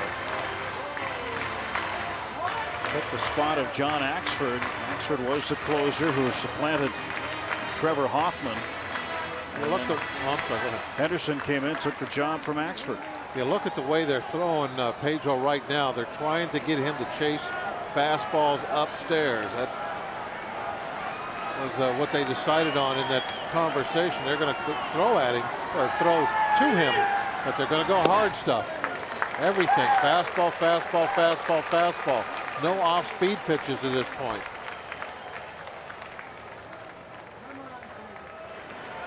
Even count. 2-2. Bottom of the 9th inning. Tight ball game here in game 1 of this 3-game series.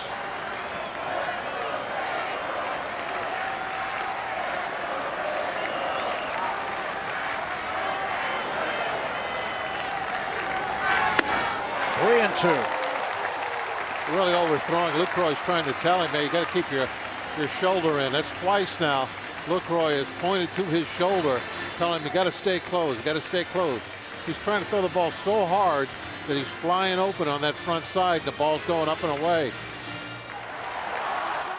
He wants to throw it upstairs, but not that far out of the strike zone.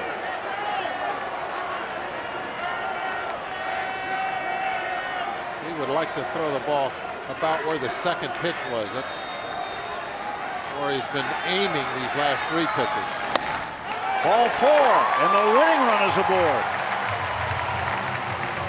Well, they do end up walking Alvarez.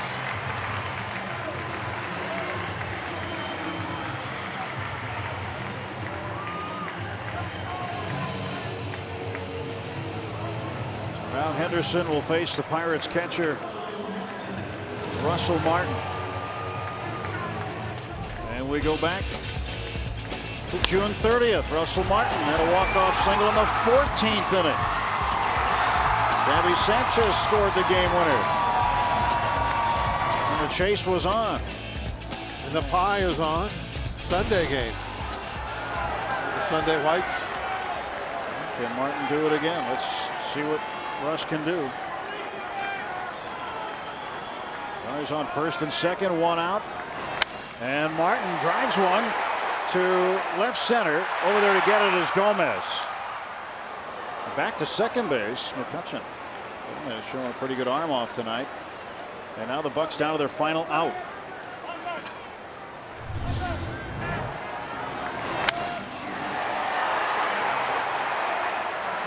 I was going to try and, I guess, draw a throw toward third base. Definitely not deep enough to tag up on.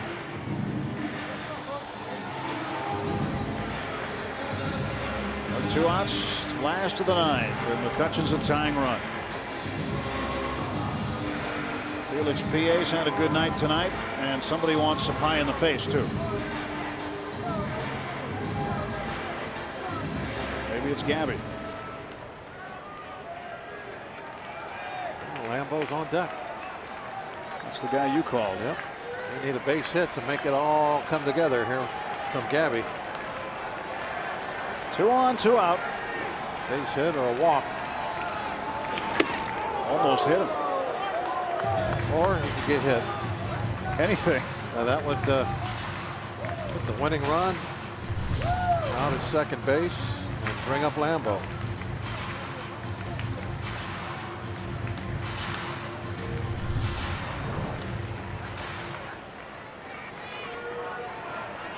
"15 hits for the Pirates tonight. 14 hits for the Brewers. 1-0 to Sanchez. 1 ball, 1 strike. And Henderson's just committed to the fastball. And we'll end up. He's hoping. He's hoping. I'd like to see him get a shot at it.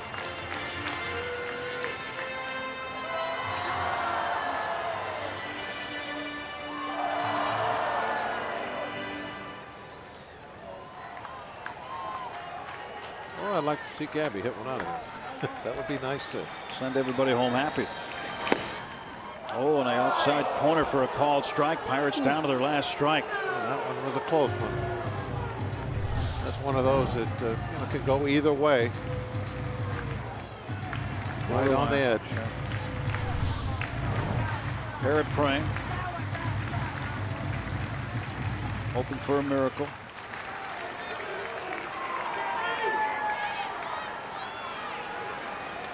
1-2 to Sanchez.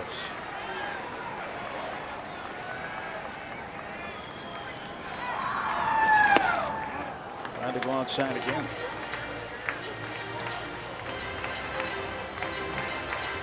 Breaking ball that time.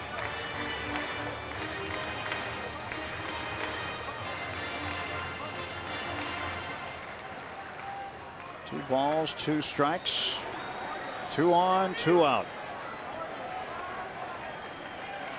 Henderson stretch, and the pitch to Gabby Sanchez. Inside, checked his swing. The appeal to first base umpire Jerry Davis. And now the runners can move with this pitch.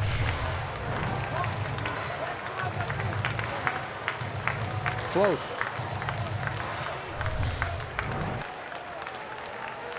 They're hoping they're able to raise that. It's come down to this, though. Full count with 2 outs in the bottom of the ninth.